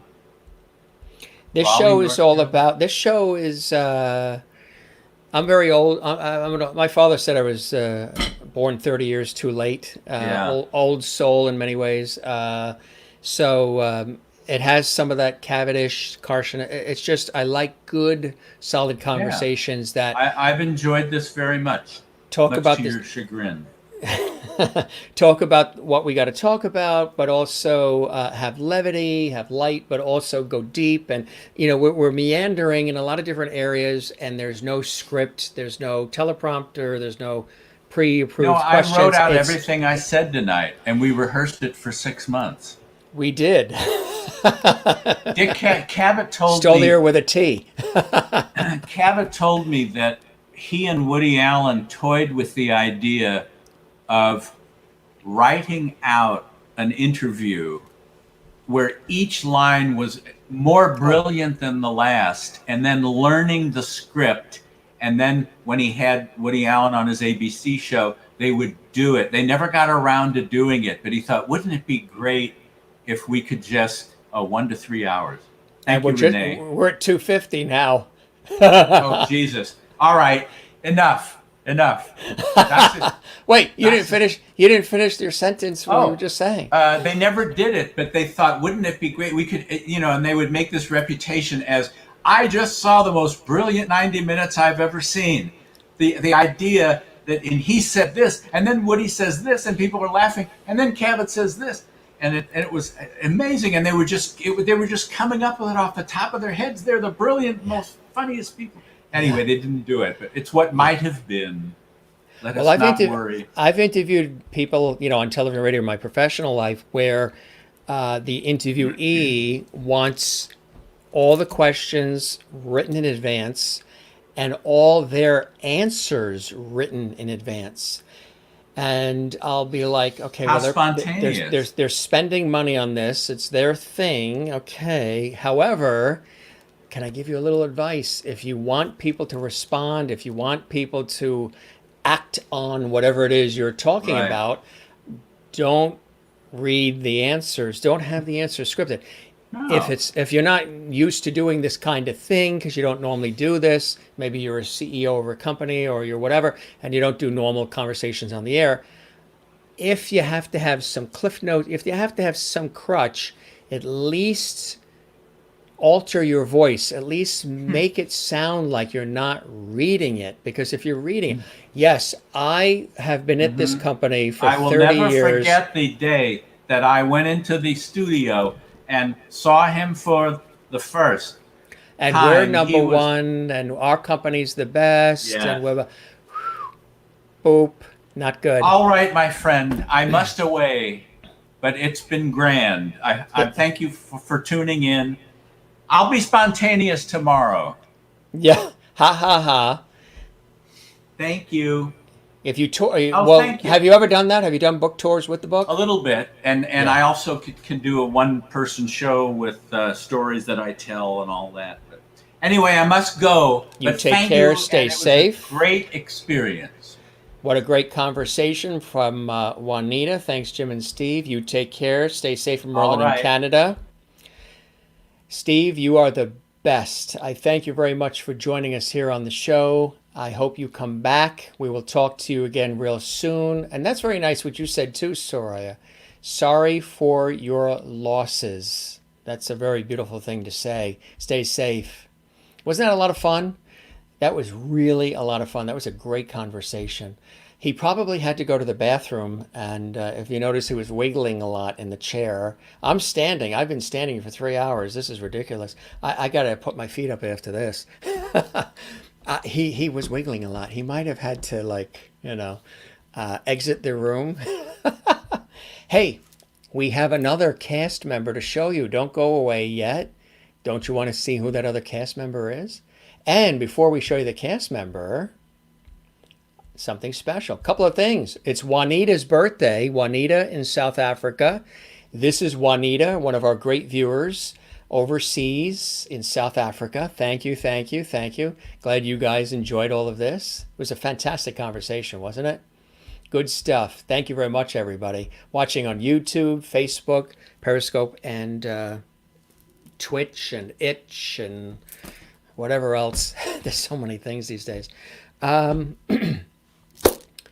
First of all, there's a couple of major birthdays. First, Juanita, South Africa. Juanita. So everybody here, as Steve mentioned, George Burns, and I've mentioned Gilligan and all the rest. I'm going to reveal our phenomenal, brand new cast member to our cast of characters in just a second, sitting right over here. Not the guitar, not the guitar. I'll have to strum that for you in a couple of days. Here it is. You ready? Here's the birthday salute for Juanita, who loves us in South Africa. Okay, everybody, now you're going to join me in this, right? We're going to sing happy birthday. I said in our earlier show at 1 o'clock this afternoon, we did 2 shows today. We're not here tomorrow. Are you going to miss me if I'm not here on Sunday? I'll miss you. But we have we're spending time with family, and we have a few things we are going to be doing with family. So, but we gave you 2 shows today, one at 1 o'clock in the afternoon, and with playwright and actor and director. We had Dean Keener, we had Nick Corleone. It was really cool. If you want to see that episode, we had a lot of fun on that episode. You can see it at Jim Masters TV. And it was wonderful having Steve STOLIAR on the show today. He was a lot of fun. Really terrific. Lots of levity. And levity, as he said. Birthday, Juanita. Everybody, join us in singing happy birthday to our wonderful viewer from South Africa, Juanita. Hopefully, Juanita, you're still there so you can hear this. We promised we would sing to you tonight. And then we have another birthday to celebrate, and then we have a really cool birthday gift that came my way from a really dear friend who's now one of our amazing cast members and one of my favorite. Here we go. So, for Juanita in South Africa. Ready, everybody? I wish I could hear all of you because I like harmony. I wish I could hear all your voices. 3, 2, 1 for Juanita. We say happy birthday to Juanita. 3, 2, 1. Happy birthday to you. Happy birthday to you. Happy birthday, dear Juanita. In South Africa, we love you. Thanks for being a lovety. Happy birthday to you. Or you. Or you. Whichever way you want. If you want to go 50s, we go higher. If you want to go classical, you go lower. That's how it works. So, Juanita, we got you covered. Next, near and dear to my heart, and very special birthday we're celebrating. Happy birthday to my nephew and my godson, Dom, or Dominic. Today is his birthday. He's in New York. And love this shot of us when he was a child at our parents' house. Just love that shot. The kid you see in that photo is still the same spirit today. This is my sister's son, Dom. He's brilliant. He's building a major computer platform, and he's also old school in many ways. Very loving person, and he really is a genius. Of course, everybody says that about their own family, but he's just cut above. Love him very much. My nephew Dominic, happy birthday to you. Love Uncle Jim. And he's also God's son. A lot of great times over the years. Good stuff. So happy birthday to my nephew Dom. From all of us here at the Jim Masters Show, love. Dominic. Thank you very much. You're welcome. Happy birthday to you, Juanita. You got it. Thank you very much. Thank you, thank you, thank you. Thank you, thank you, thank you. Well, you know what it is? I've studied a lot of voice as an announcer in all my years on radio. And I used to sing in choral groups, and I'm an alto, or at least I was told by my 6th grade singing teacher. No, she wasn't a singing teacher. What was she? It was music class in 6th grade at elementary school. Mrs. Sebastian. She was fantastic. She says, Jim, you go with the altos. In the school play, you're going to be the alto. And thank you very much. I appreciate that. It goes low, or it goes high, however you want to do it. Thank you very much. Love it, love it, love it. A lot of birthdays. I told you mine was last week. My brother-in-law's was this past weekend, last weekend. One of my best friends in New York was a couple of days ago. This is one of my favorite pictures of my nephew and godson, Dom. Absolutely love him. This is my sister's son. Sister and brother-in-law's son. We come from a very big and close family on both sides of the family. I told you my mom is the youngest of 16. Big family on both sides of the family. Family, nothing tops family. Nothing tops family. And wonderful friends. And if anything about what's gone on in 2020 has taught us that, it's family. It's love of family. Staying close. Life is very short. And the fact that you're here and I'm here and we're all here. Now that is funny. And I bet he had to take 2 to 3 hours. See, I make sure I go before I start the show. Not that I don't have to go by the time I'm done with the show, but I try to make sure I go before the show. I never would have said that on the air elsewhere. You're an alto and my teen is a mezzo right now. Very nice, very nice. No show tomorrow. We did 2 shows today. 2 for the price of 0. Happy birthday, Juanita and Dom. Thank you very much, gang. You guys are the best. Yours is the end of the month. Okay, keep us posted. What's the date? And Reenie Katz. Boy, do I have to scroll all the way back. Oh boy, it's like 4, and sometimes you go so far back you can't scroll all the way back. Reenie, did I recall that your father's name was Isidore Reenie Katz in the Midlands of Flushing, Queens? I think you said your dad is Isidore, and he's 95 today. Same birthday as my nephew. Let's see, I'm scrolling up. We're scrolling down. Yours is October. Your teen turns 15 on the 14th. Yours is October 24th. Isidore. All right. Your mom. So is your mother's birthday today as well, Juanita? You guys are just trying to get me to sing happy birthday again, aren't you? Look at this. Yeah. Really? Everybody's birthdays is like now? How many? I'm going to have to go on Cameo. Everybody's telling me, Jim, you're a personality. You got to go on Cameo. Yes.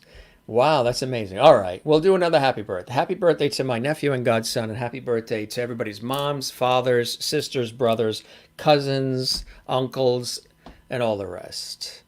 Boy, we're really revealing things here. Paul Green takes potty breaks during his online concerts, and sometimes he sings while he's in the bed. Really? I have not gone to that level quite yet. And Merlin's is the 30th, just before Halloween.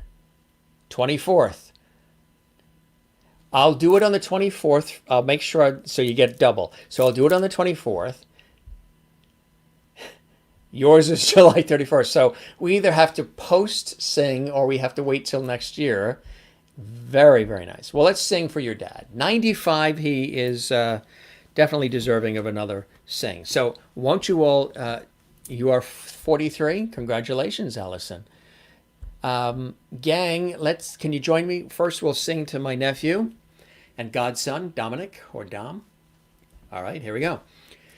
3, 2, 1. Happy birthday to you. Happy birthday to you. Happy birthday, dear Dominic, my nephew, my godson. We love you. Happy birthday to you. All right, now it's Isidore, too. It's Reenie's. Oh, my God, this is going to be a 5-hour show. I should have a tip jar. Everybody else that does these online shows, they seem to have tip jars everywhere, huh? So Isidore, we got to get in 95. You know, you got to get that in there too. All right, so here we go for Isidore. So my nephew, we say happiest of birthdays to my nephew. Thank you for all of that. That is my nephew. That is actually my nephew, Carla. My sister's son. Yes, I will save till December. Look at November 4th. Oh boy, you're going to have to remind me of all of this. Yes, my nephew and godson, Dominic. And so happy birthday to him. Happy birthday to all of the folks that are out there, in case we missed anybody. And now let's sing to Renee Katz's dad. Most people would have wrapped their show by now. All right. For all the lovelies out there having birthdays, including Renee Katz's dad in the Midlands of Flushing. 3, 2, 1. Happy birthday to you. Happy birthday to you. Happy birthday, dear Isidore. You're amazing. You have a phenomenal daughter. We love her. Happy birthday to you. Happy birthday, Isidore. 95. God bless you. Here's to 195 more. That's up to you. But happy birthday to you. We love Renee Katz. And she's an amazing, amazing lovely here on the show. Good singing. Thank you very much. Everybody's now. Your third nephews. You putting in your orders? Absolutely, Renee. Absolutely. Nothing tops family. February 23rd, you'll be 50. Oh, boy. That's going to have to really... Actually, people have told me to do that. Patreon, Venmo, Cameo, a couple of my colleagues in entertainment. Now, so we got all the birthdays in there, right? Now, do you want to see our new cast member here on the show? I'm not sure we're going to be able to show this cast member every night because it's a big one. So, one of my dearest friends knows that I love animals too, right? So, all of a sudden, this box arrived at the house about 2 days ago. Now, the birthday was a couple of days ago. And I have something coming from Willie. There's a box and an envelope that she said she sent from the Netherlands, and I dearly thank her. We'll have to go to the post office to retrieve that. There's a box that came from Ann Wozniak. Thank you very much. All tied to the birthday. I mean, you guys didn't have to do any of that. I'll definitely go to the post office and grab that. And then there's this other big box that was sitting in the driveway next to our, the garage door, and it was big. And I'm like, what? I didn't order. Anybody order anything? You guys? Did you? Nobody ordered anything. So we see this box. We bring it in the house. This person obviously took notes and paid heed to the fact that I like to. I like animals, and there's a couple of channels on YouTube right now, and I think a lot of these channels started because of the pandemic and COVID. There's a lot of really cool channels, like inspirational channels, where there's these beautiful scenes all over the world, beaches, and this really gorgeous scenic stuff. Videos that I would have created, actually, because I created a lot of scenic stuff in my professional life, all set to music. Then there's this one channel, two channels, that's all pandas. Have you seen that on YouTube? Where it's just, they have these different camera angles, and it's on pandas. And it's live. It's a live stream of this, probably a zoo or an area where the pandas are taken care of. There's another one for bald eagles. There's another one on monkeys. There's another one on giraffes and elephants. Again, it's in Africa. This one, I think, comes from China. It's just all of this raw live stream stuff on animals. And I've just been blown away by it. And I think that these have popped up to calm and ease everybody's nerves, take us away from the breaking news, take us away from all the absolute crap that we're seeing going on right now in the world. The arguments and the frustration and the annoyances and the lying and not lying, and send it out to sea. So there's pandas, and there's bald eagles, and there's channels with monkeys and giraffes and just really cool stuff. And other where there's beautiful drone shots of snow-covered mountains and beautiful beaches with no voiceover, nobody talking, just all set to music. It's all on YouTube. You just type these things in and they pop up. And I've noticed a wealth of these popping up lately. So I was just mentioning to a couple of friends, I said, this really, it's kind of cute. There's 2 channels that I've seen on YouTube where it's, one is like Happiness Village or something. And it's these pandas, and it's live. You're just watching them in their environment live. Nothing edited, nothing made to look Hollywood perfect. It's just them in their environment live, and they're very well cared for. And how cute they are, and some of the funny things that they do, goofy things. So I get this box, and I open up the box. Now let me see if I can get this. I'm gonna take these off because I have to go over here to get this other cast of character. It's big. I don't know if we're gonna be able to keep it on set all the time, but I did promise I would reveal it tonight. I'm gonna walk off set here, play amongst yourselves. So this comes in the box. Take a look at this.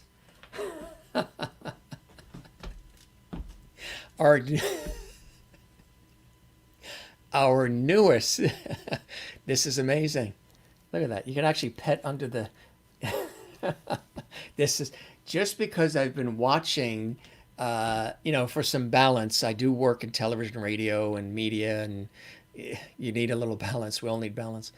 And I've been watching the channels on YouTube with the pandas doing all kinds of funny backflips and just cool stuff. And in the box, one of my dearest friends sends this. Look at this thing.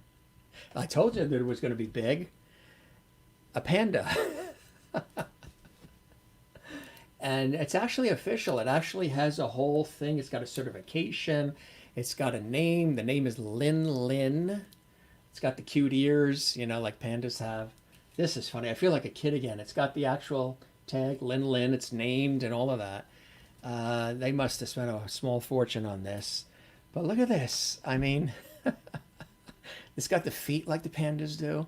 So this came this week. I don't know. This is amazing. This arrived in a huge box, a nondescript box sitting in the driveway next to the flower garden. And I opened it up and saying, what could this be? We haven't ordered anything lately other than pizza. And this is what arrived. Lin Lin, this huge panda, who's now one of our amazing cast members. You love it too. You can play with Gilligan and George. I tell you, remember actor and acting coach Christopher Scott was on. I mean, a renowned, brilliant Broadway person, and all of a sudden we became like 2 12-year-old boys when he whipped out his Hot Wheels collection, and I was telling him I still have all my Matchbox cars. What the heck, you know what I mean? 2020 has been a crazy year, so if you're still a kid, why not? We've got Gilligan from Dream of Denver, we got George Burns, we've got the Genie Bottle, we've got Silver, we got Jimmy, and now we've got Lin. We've got Lin Lin here on the show. So what do you think? And this is only because I've been watching these cool streaming. There's all these, if you go to YouTube and you just type in like Pandas Live or whatever, there's all these really cool streaming channels. There's one on bald eagles, one on live streaming in Africa, rhinoceros, and really, they do a brilliant job because it's close-up stuff. And it's just them in their own environment. It's not like a documentary or like a science and nature special where there's a voiceover and perfectly edited. it's raw and it's streaming, kind of like this show is. And it's just really beautiful. So this, this panda, or where'd you go? This panda arrived. So this is another, I wasn't going to do this earlier. I wanted to do it tonight with the birthdays. So look at those feet, huh? Lin is now part of the show. And there's the tag, Lin. It's all official, the whole bit. And there you go. Look at those eyes, huh? And what I like is the neck lifts up too. So you can sort of like, because pandas like when you rub underneath. Isn't this cool? I tell you folks, you're not going to get entertainment like this anywhere else. So what do you think, Lin? So our newest cast member here, Lin, is a part of the Jim Master Show Live. Now, I don't know where the heck I would put Lin on this set. I mean, where the heck would Lin? We'll have to, you know, put Lin to the side and maybe every once in a while bring Lin out. Look at that, huh? Don't you just want to, with everything that we've gone through in our lives, and we're currently going through, just turn on the news and it's like, what the hell is going on? And then you've got Lin to balance things out. And a cool conversation with our great guest, Steve STOLIAR, tonight. That's the Jim Masters Show Live. That's what we're all about. Entertainment, lifestyle, talk show, light, love, levity, and levity. I know no other way. So Lin is here. Hey, you got to laugh. This is cool, huh? What a great gift. This is, whew, I feel like a 4-year-old. You know what it is? I also told this friend that when I was a kid, I used to have, my sister had one and I had one. We had these little panda stuffed animals. And we used to dress it up. We used to put snow boots on it and hats on it when we were kids. Mine, and then my sister would put it on hers as well. She would dress hers and I would dress mine. And it was really cool. You know, we were kids. We were 6, 7, 8 years old, and we had the panda stuffed animals. Mine started falling apart. You know, the stuffing started coming out and everything else. And, you know, they said, there's nothing more we can do. It's going to have to go away because it's shredding. And I wanted to keep that thing for as long as possible, but it had to go away. So the bottom line to this story is that the friend remembered me saying that panda was really important as a child. And look what came in the mail. Now, the panda that we had as kids, the stuffed animal, wasn't this big. This thing is like, oh, this is a good workout. It's like bigger than me, the head. Look at this. So our newest cast member here, whew, I mean, with the tail and everything. I mean, this is like, there you go, on the Jim Master Show Live. Is this not cool or what? Whew. Can't wait to read your comments. So we're going to put Lin over here. Lin has been sitting over here in a chair for, you've probably seen the top of the head. Maybe, let's see, maybe there's a way we can bring Lin in somehow. There's Lin, right? Oh my God, this is funny. How can I? All right, we're gonna have to take Jimmy and put Jimmy over here. Jimmy, this is Jimmy. Of course, you know Jimmy. Actually, we'll put Jimmy over with Silver. And just for now, we'll bring Lin over here, right? Gotta move our set around here to make do for all of this. Now, in our professional work, we would never be showing all this behind the scenes. But we're going to do that right now. There you go. There's our new cast member on the Jim Master Show. Don't you want to pet this? All right, Lin, you stay there. So, how are you doing? Let's take a look at some of the comments. Oh, I'm blocking Lin. I'll do it from over here. There you go. You're watching Lin? All right. This is funny. This is crazy. I feel like a 12-year-old kid again. Why not? You know what I mean? If you work hard and you're good to people, why not? Let's see. I have no idea where we left off. Let's see. Renee with the potty breaks. I think that's where we left off. All the happy birthdays to everybody. 250 birthdays this month and last month. Thanks for all the birthday wishes for Juanita, wonderful Juanita, and also my nephew Dom, and Renee Katz's dad, Isadore. Thank you very much, Soraya. I appreciate that very much. Yes, I agree. You are in bed under the covers, Jenna Zen.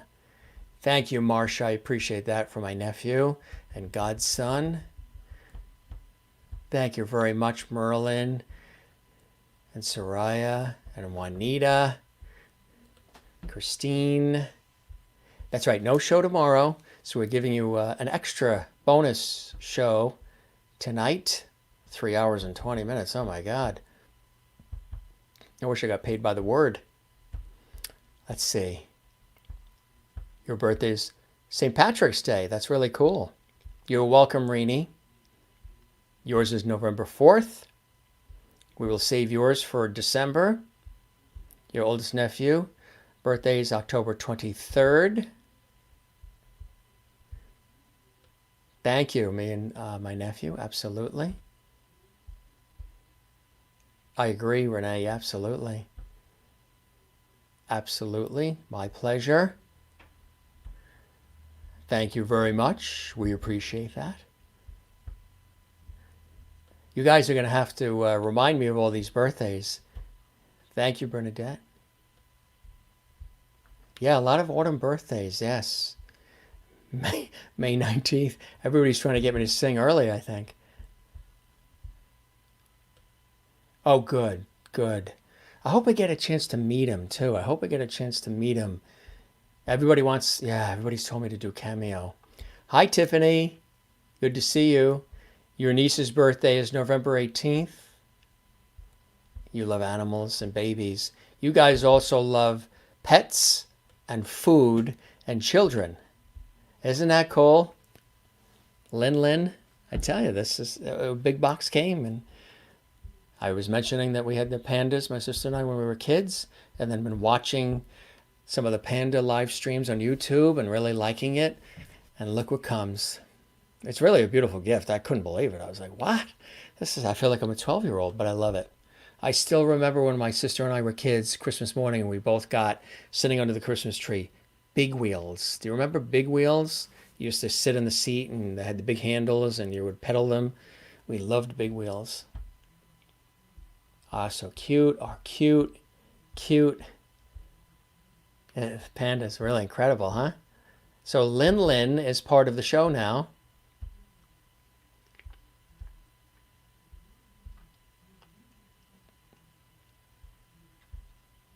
We love Lin. We won't change the name because that's the official name that actually comes with the tag and this whole thing, and it's got this whole thing attached. It's just like the George Burns. The George Burns is an actual real collectible. This was my aunt's, and this got the whole certification. He actually comes in a box, special box with a special wrapping and the whole thing. I just have him out for the show, but technically he is a collectible that came from his 100th birthday. They had a limited supply of the George Burns dolls, and my aunt, one of my mother's sisters, Lillian, she collected dolls. So it came to me. So I got the doll, the George Burns doll, I don't know, maybe February from my cousin Barbara. And then when I launched this show in May, I said, how cool it would be to show people the George Burns doll. And you know what's really cool is all these people that I'm talking to as guests who have these ties to George Burns. It's really amazing. Absolutely, Soraya, I agree. Thanks. Joining the cast of characters. Absolutely. Hopefully putting smiles on your faces however we can. Carla loving it in Brazil. Bernadette. I agree. That dear friend has great taste and a great memory. Thank you very much. There's so many comments there, it's hard to even keep up. Welcome, Lin. Absolutely. Thanks, Kathleen. When you get the ether one, will you show us? So I'm not sure what that is. Maybe you can define that just a little. I'm usually good at defining what everybody's trying to say, but that define that, just dissect that a little bit more, and we'll see if we can answer that. You have a small panda statue right next to you. Cool. Kindred spirits. Hey, I'm back. Just wanted to say goodnight to everyone. That's a giant panda. You got it. Your kiddo has a panda. Hoodie with ears. Rub his belly. Oh, rub the belly for good luck, huh? We will do that. Welcome, Lin from Marcia in Massachusetts. Marcia, you and I need to get together for lunch once we get past all this craziness. Just wear the masks and maybe that'll help. Just wear the masks. They have designer masks now that look pretty cool. Now you can sleep. Actually, Lin has been sitting on the living room couch on the other side of the house, watching television, watching the Panda channels on YouTube. Welcome to the cast, Lin.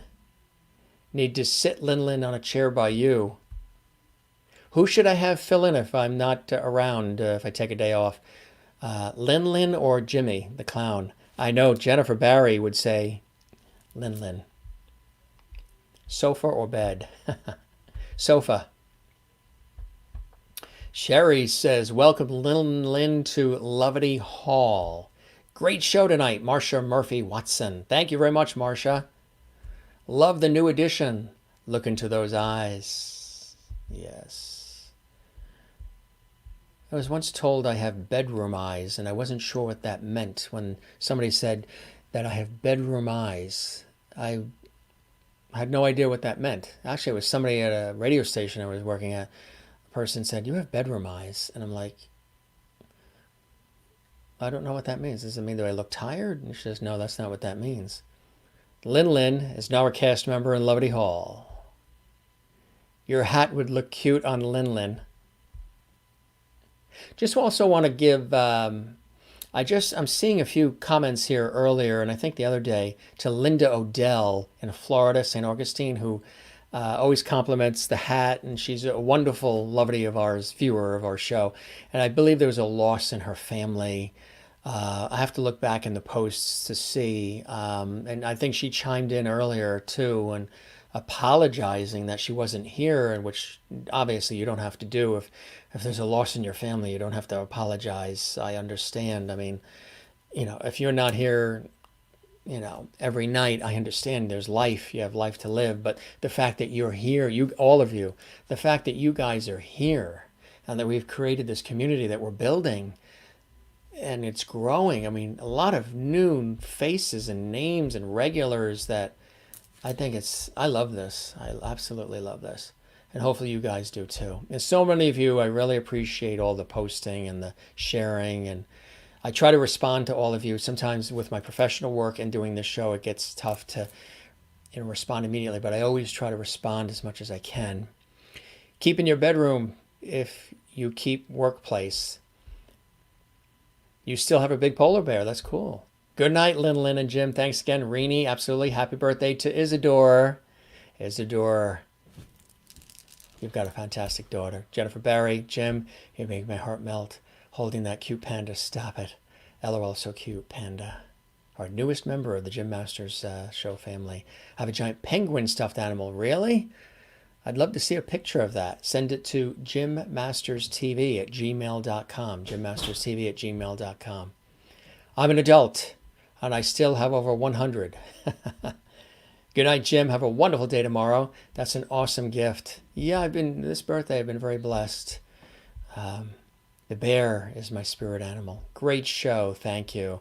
A lot of fun tonight. Birthdays, great guests, all your cast of characters here, a new cast member, my nephew's birthday, Juanita's birthday, Isadore's birthday. Keep singing until June.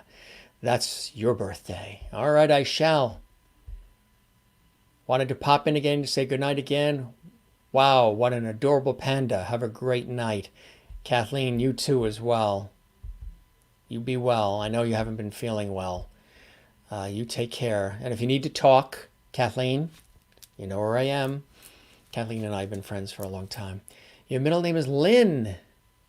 Jennifer, that's my sister's middle name too. And she spells it the same way. My sister's middle name is Lynn, Lynn. Jennifer Lynn Barry. Very nice. Holy cow. Where are we here? I'm trying to get to all, as many. Yes, big wheels. Those were great. When we are able to travel, we would love to have you over to meet my dad and have, oh yes, dumplings in Flushing. Dumplings. I love dumpling soup. We're working on that Lovity cruise for probably later in 2021, hopefully. I know you guys want us to do a cruise somewhere, and I've done 2 of them with television and radio shows that I've hosted that were very successful. So I know you guys want me to do a Lovity, Jim Master Show Lovity cruise, where we all go on a cruise. We have so much fun. And also we're working on hats, t-shirts, mugs, and a few other Jim Master Show Lovity items. I know a lot of you have asked for those, so we're working on those. We want to do it right. We want to have a logo design, and we want to do everything, right. Big wheels were great. Skateboards, clack clacks. Does anybody remember clack clacks? The 2 strings with those like big marbles on it, clack clacks, and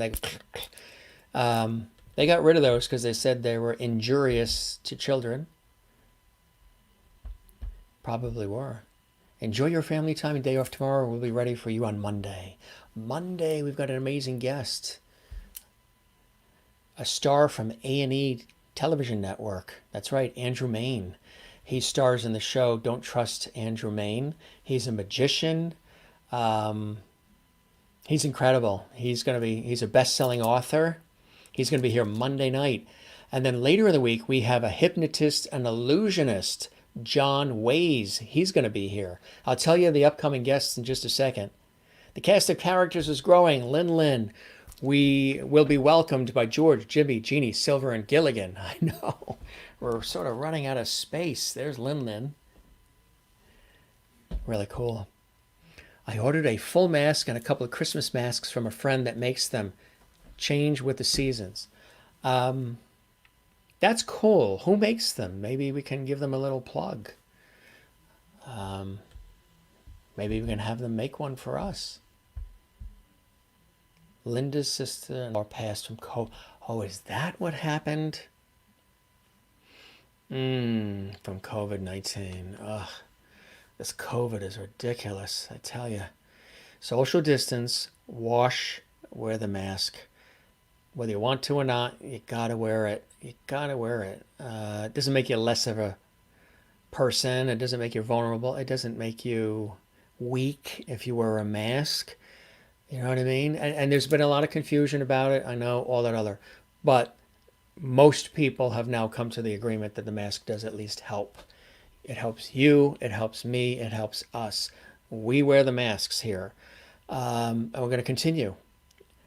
I'm the type of person, and the people I'm around, loved ones and friends, we try to do everything we can, even if it's an inconvenience. I'd rather have an inconvenience now than a long-term situation of heartbreak later. I'd rather be inconvenienced or whatever it is now than to have this continuation of heartbreak and loss. All the deaths, the economic, the civil unrest, all the stuff that we're seeing daily, which can be overwhelming. The only way it's going to come to any sort of a conclusion or is if we all come together.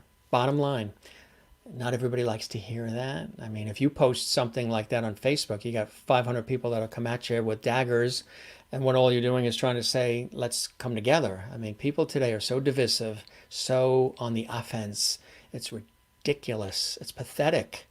I could do a whole show on that. And believe me, I've thought about doing a separate show just on some of the things that I don't say on this show because we're positive, but some of the stuff I see that goes on, and some of the divisiveness and the yelling and the arguing and the petty nonsense is ridiculous because it's just elongating something that's happening that needs to find a resolution.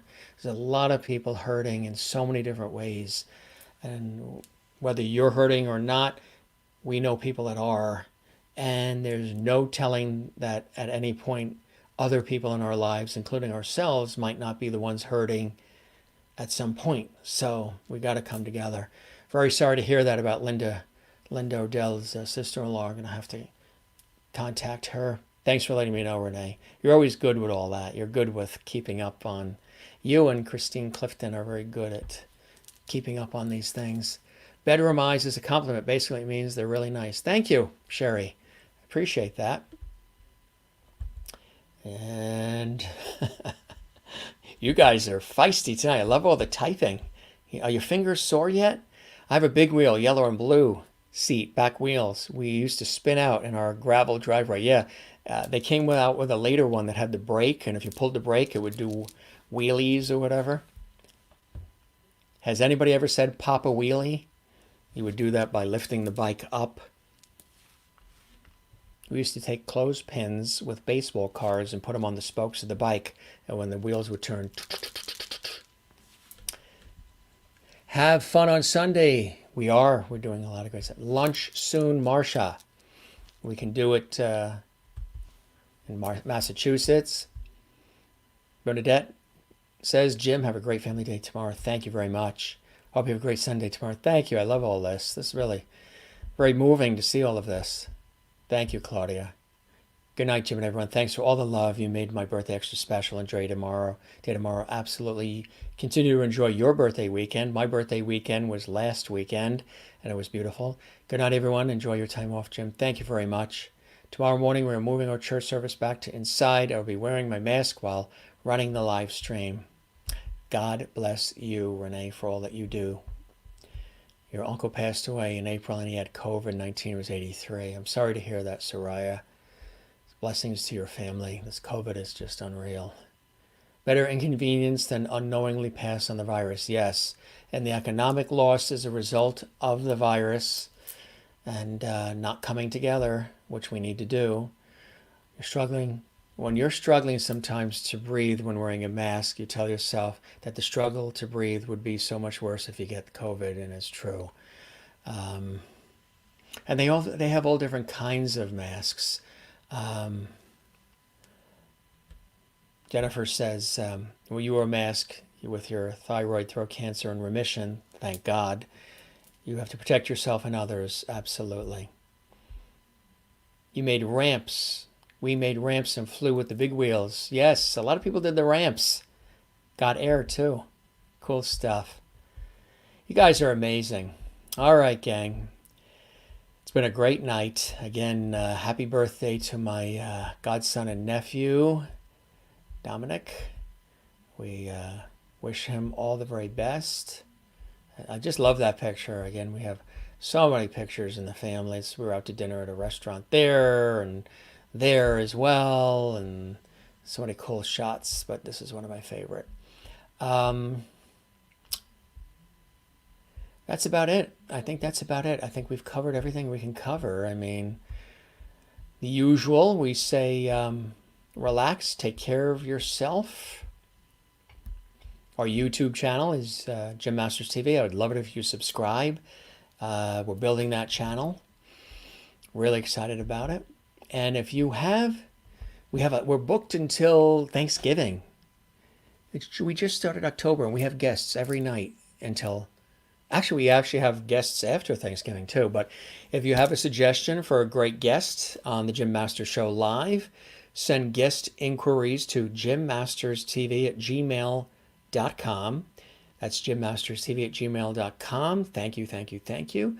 A lot of you have done that, and some guests have been booking as a result. And I have celebrity friends that are coming on, and there's a few other people that are helping out with that as well. And we thank all of them greatly, dear friends of mine. And again, the YouTube channel is right there, Jim Masters TV.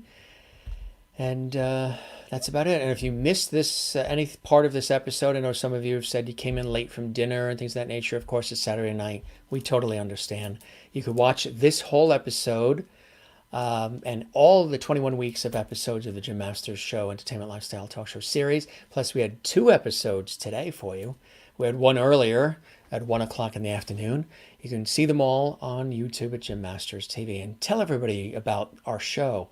That really helps the show. More people, more viewers. I hate asking that, but it's part of it. Dance Wiggle is in bed tonight. I hope you don't push Ken out of the bed as you wiggle. Cool stuff. You've created a lovely family. Everyone is a lovely. Thank you very much. Christine and Renee, thank you very much. You too, Bernadette. We'll see you on Monday. I might post something quick on Facebook, maybe quick something on, tomorrow if I have time. We've got some amazing guests. I'm going to tell you who's coming up this week. Thank you very much, Marcia. Monday, when I'm back on Monday, we have somebody really cool, and I'm very, very excited. It's Andrew Main. Andrew Main is on A&E. He's an A&E star, and he is the host and star of the show Don't Trust Andrew Main. He is a best-selling author. He is an inventor. He's also a phenomenal magician. He is here Monday Night Live, 7 p.m. Eastern, 4 p.m. Pacific. This Monday, when I return, I'll be back Monday, 7 p.m. Eastern, 4 p.m. Pacific. He will be with us. And then we've got so many wonderful guests. The brilliant singer and actress Natalie Douglas is with us on Tuesday, and Christine Lavin is with us. She's a brilliant singer as well. She's going to be with us on Wednesday. We posted those notifications on the Facebook page at Jim Masters TV. And then hypnotist and award-winning illusionist John Ways is going to be here on Thursday. It's going to be incredible. And on Saturday, the incredible Clea Blackhurst is going to be here. Enough said. She's amazing. She's a dear friend, and I'm so excited she's going to be here on next Saturday night. Allison England is going to be here on Friday. Cool guests. If you want to see the book again, the title of the book, Steve's book, Raised Eyebrows, has wonderful years with Groucho Marx. Really cool stuff. If you missed any of that, that's Woody Allen, Groucho Marx, Dick Cavett with Fred Astaire and Steve. Really cool shots that he shared with us, Steve and Dick Cavett. Love to get Dick Cavett as a guest of mine. That would be a great, great honor. We appreciate Steve being with us. George Hutton, Irish pop star, lyric tenor, and singer-songwriter George Hutton is coming on November 8th, live from Ireland. Everybody's excited about that. Stay tuned for that. And Melissa Manchester is coming in just a couple weeks. Yes, the one and only legendary Melissa Manchester. Don't forget to smile as often as you can, especially now. Levity to one and all. Find your Zen place. Mine is with family and friends. Also love cycling, tennis, writing, my career, music, and the ocean. But of course, our family and friends are paramount.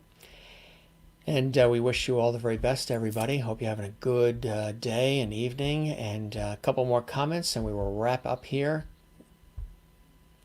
You guys are so open, too, and the guests are so open as well. And you wish COVID-19 was never here. Same here, Allison. Good night, Jim, and all the lovelies. Stay safe. God bless. Stay well. You too, Bernadette. Absolutely. Good night, all. Have fun. Have a fun day tomorrow. We sure will. You've created a lovely family. Everyone is lovely. Thank you, Claudia. All right, Jennifer Barry, you're going to want to wiggle to our theme song that everybody loves. Good night, lovelies. Jim, hugs. You too, Bernadette. Good night, everyone. Sleep well. Time to begin dancing to the theme. You too. So Jennifer and Claudia, Jennifer in Allentown, Pennsylvania, Claudia in Missouri, are going to dance to our theme music. Melissa Manchester is amazing. Enjoy your Sunday. Great guests lined up for next week. Levity will always win. Levity will always win. You got it. George Hutton is great. Absolutely. Carla in Brazil. Good night. Be safe. Have a great Sunday. You as well. You got it. All right, gang. Our 45-minute goodbye. None of us are good at saying goodbye, so we won't say goodbye. We'll say see you later. We'll be here on Monday. Monday. I know, it's a long stretch, right? But we had 2 shows today. All available on YouTube at Jim Masters TV. So let's see if we can pull this off. We'll bring Lin up with us here for the goodbye, right? Our newest cast member. And we'll say goodbye this way, huh? We won't toast the goodbye. We'll say goodbye with Lin. What do you think? Don't you just love our new cast member here on the Jim Masters Show Live? Loves that, huh? Look at those ears. Cute. Hey, what the heck? Don't ever lose being a child, right? You can still be professional and responsible and all those things. Well, of course, we all are. But when somebody gives you a gift like this, what are you going to do? Love it. All right. Yes, it's an Irish trait. Good night, everyone. From all of us here, including our new cast member, Lin. This is Jim Masters. Thanking you for your time this time. Till next time. Thanks for being with us. We love all of you. This is an amazing thing we've created 21, almost 22 weeks ago, every single night. Whew. Amazing. Almost 4 hours, Jim. Go sit down and relax. Thank you. We will do that, Renee. Dr. Renee.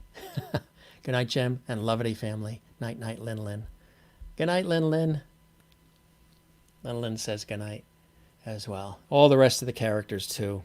Let's see. The only one I can probably hold would be Gilligan. There you go. You got your Gilligan and you got your Lin. There you go. And one more thing. Don't forget to relax. Take care of one another. Love one another. Be well. We're going through a rough period in history. So, take a look at Lin's face. Hopefully that puts a smile on your face. Relax, breathe. Call a family member. Check in with a friend. So, it may sound very Pollyanna to some people. Oh, that's so Pollyanna. Got it is. What the hell? That's the way it is, and that's the way it should be. Positivity and Lovity rules. Got your stuffed animals, huh? I never expected a box like this. This is amazing. What a cool gift. Cool gift. This gentleman here feels like he's a 12-year-old again. Gang, we're going to wrap up. Very good to know. You're eating mint chocolate chip ice cream. I have, you know what I have? We started dinner, but I didn't get a chance to finish it. Chicken croquettes with mashed potatoes, gravy, cauliflower au gratin, and tapioca pudding. That's what I'm going to have right about now. See you later. Good night, everybody. Very good. Cookie dough is good, too. You guys are funny. All right. We will see you tomorrow. Oh, I almost said that. We'll see you tomorrow. I'm so used to saying that. We'll see you Monday. Absolutely. Comforting. Hopefully the show's comforting and entertaining and informative for you as well. All right. From the whole gang here, we're signing off. It's, what? It's almost 11 o'clock p.m. Eastern. We got to go. Late night. Saturday Night Live's coming on, and that's going to be an interesting one. They're going to talk about all the crazy things that have gone on this week. Good night, Allison. Thank you very much. No, I'm the real deal. Thank you very much. That's really good, too. Now you're making me hungry. All right, gang. Yes, the chicken croquettes, mashed potatoes, gravy, California, cauliflower au gratin, tapioca pudding. It's going to be a little late when we're having it, but whew. Good night, gang. You're the best. From Lin and the entire gang, we are saying good night. Love you all. We'll see you on Monday, okay? This was fun doing 2 actual live broadcasts, 2 episodes of the Jim Masters Show live for you guys tonight. And unveiling Lin, the new cast member, birthdays to my nephew and godson, birthdays to all of the lovities out there. We'll see you Monday, 7 p.m. Eastern, 4 p.m. Pacific. All right? Thanks for being with us. This was another marathon show. Whew. After all the talking today, I won't want to talk tomorrow. Take care. Love you guys. See you Monday. Bye-bye. Be well.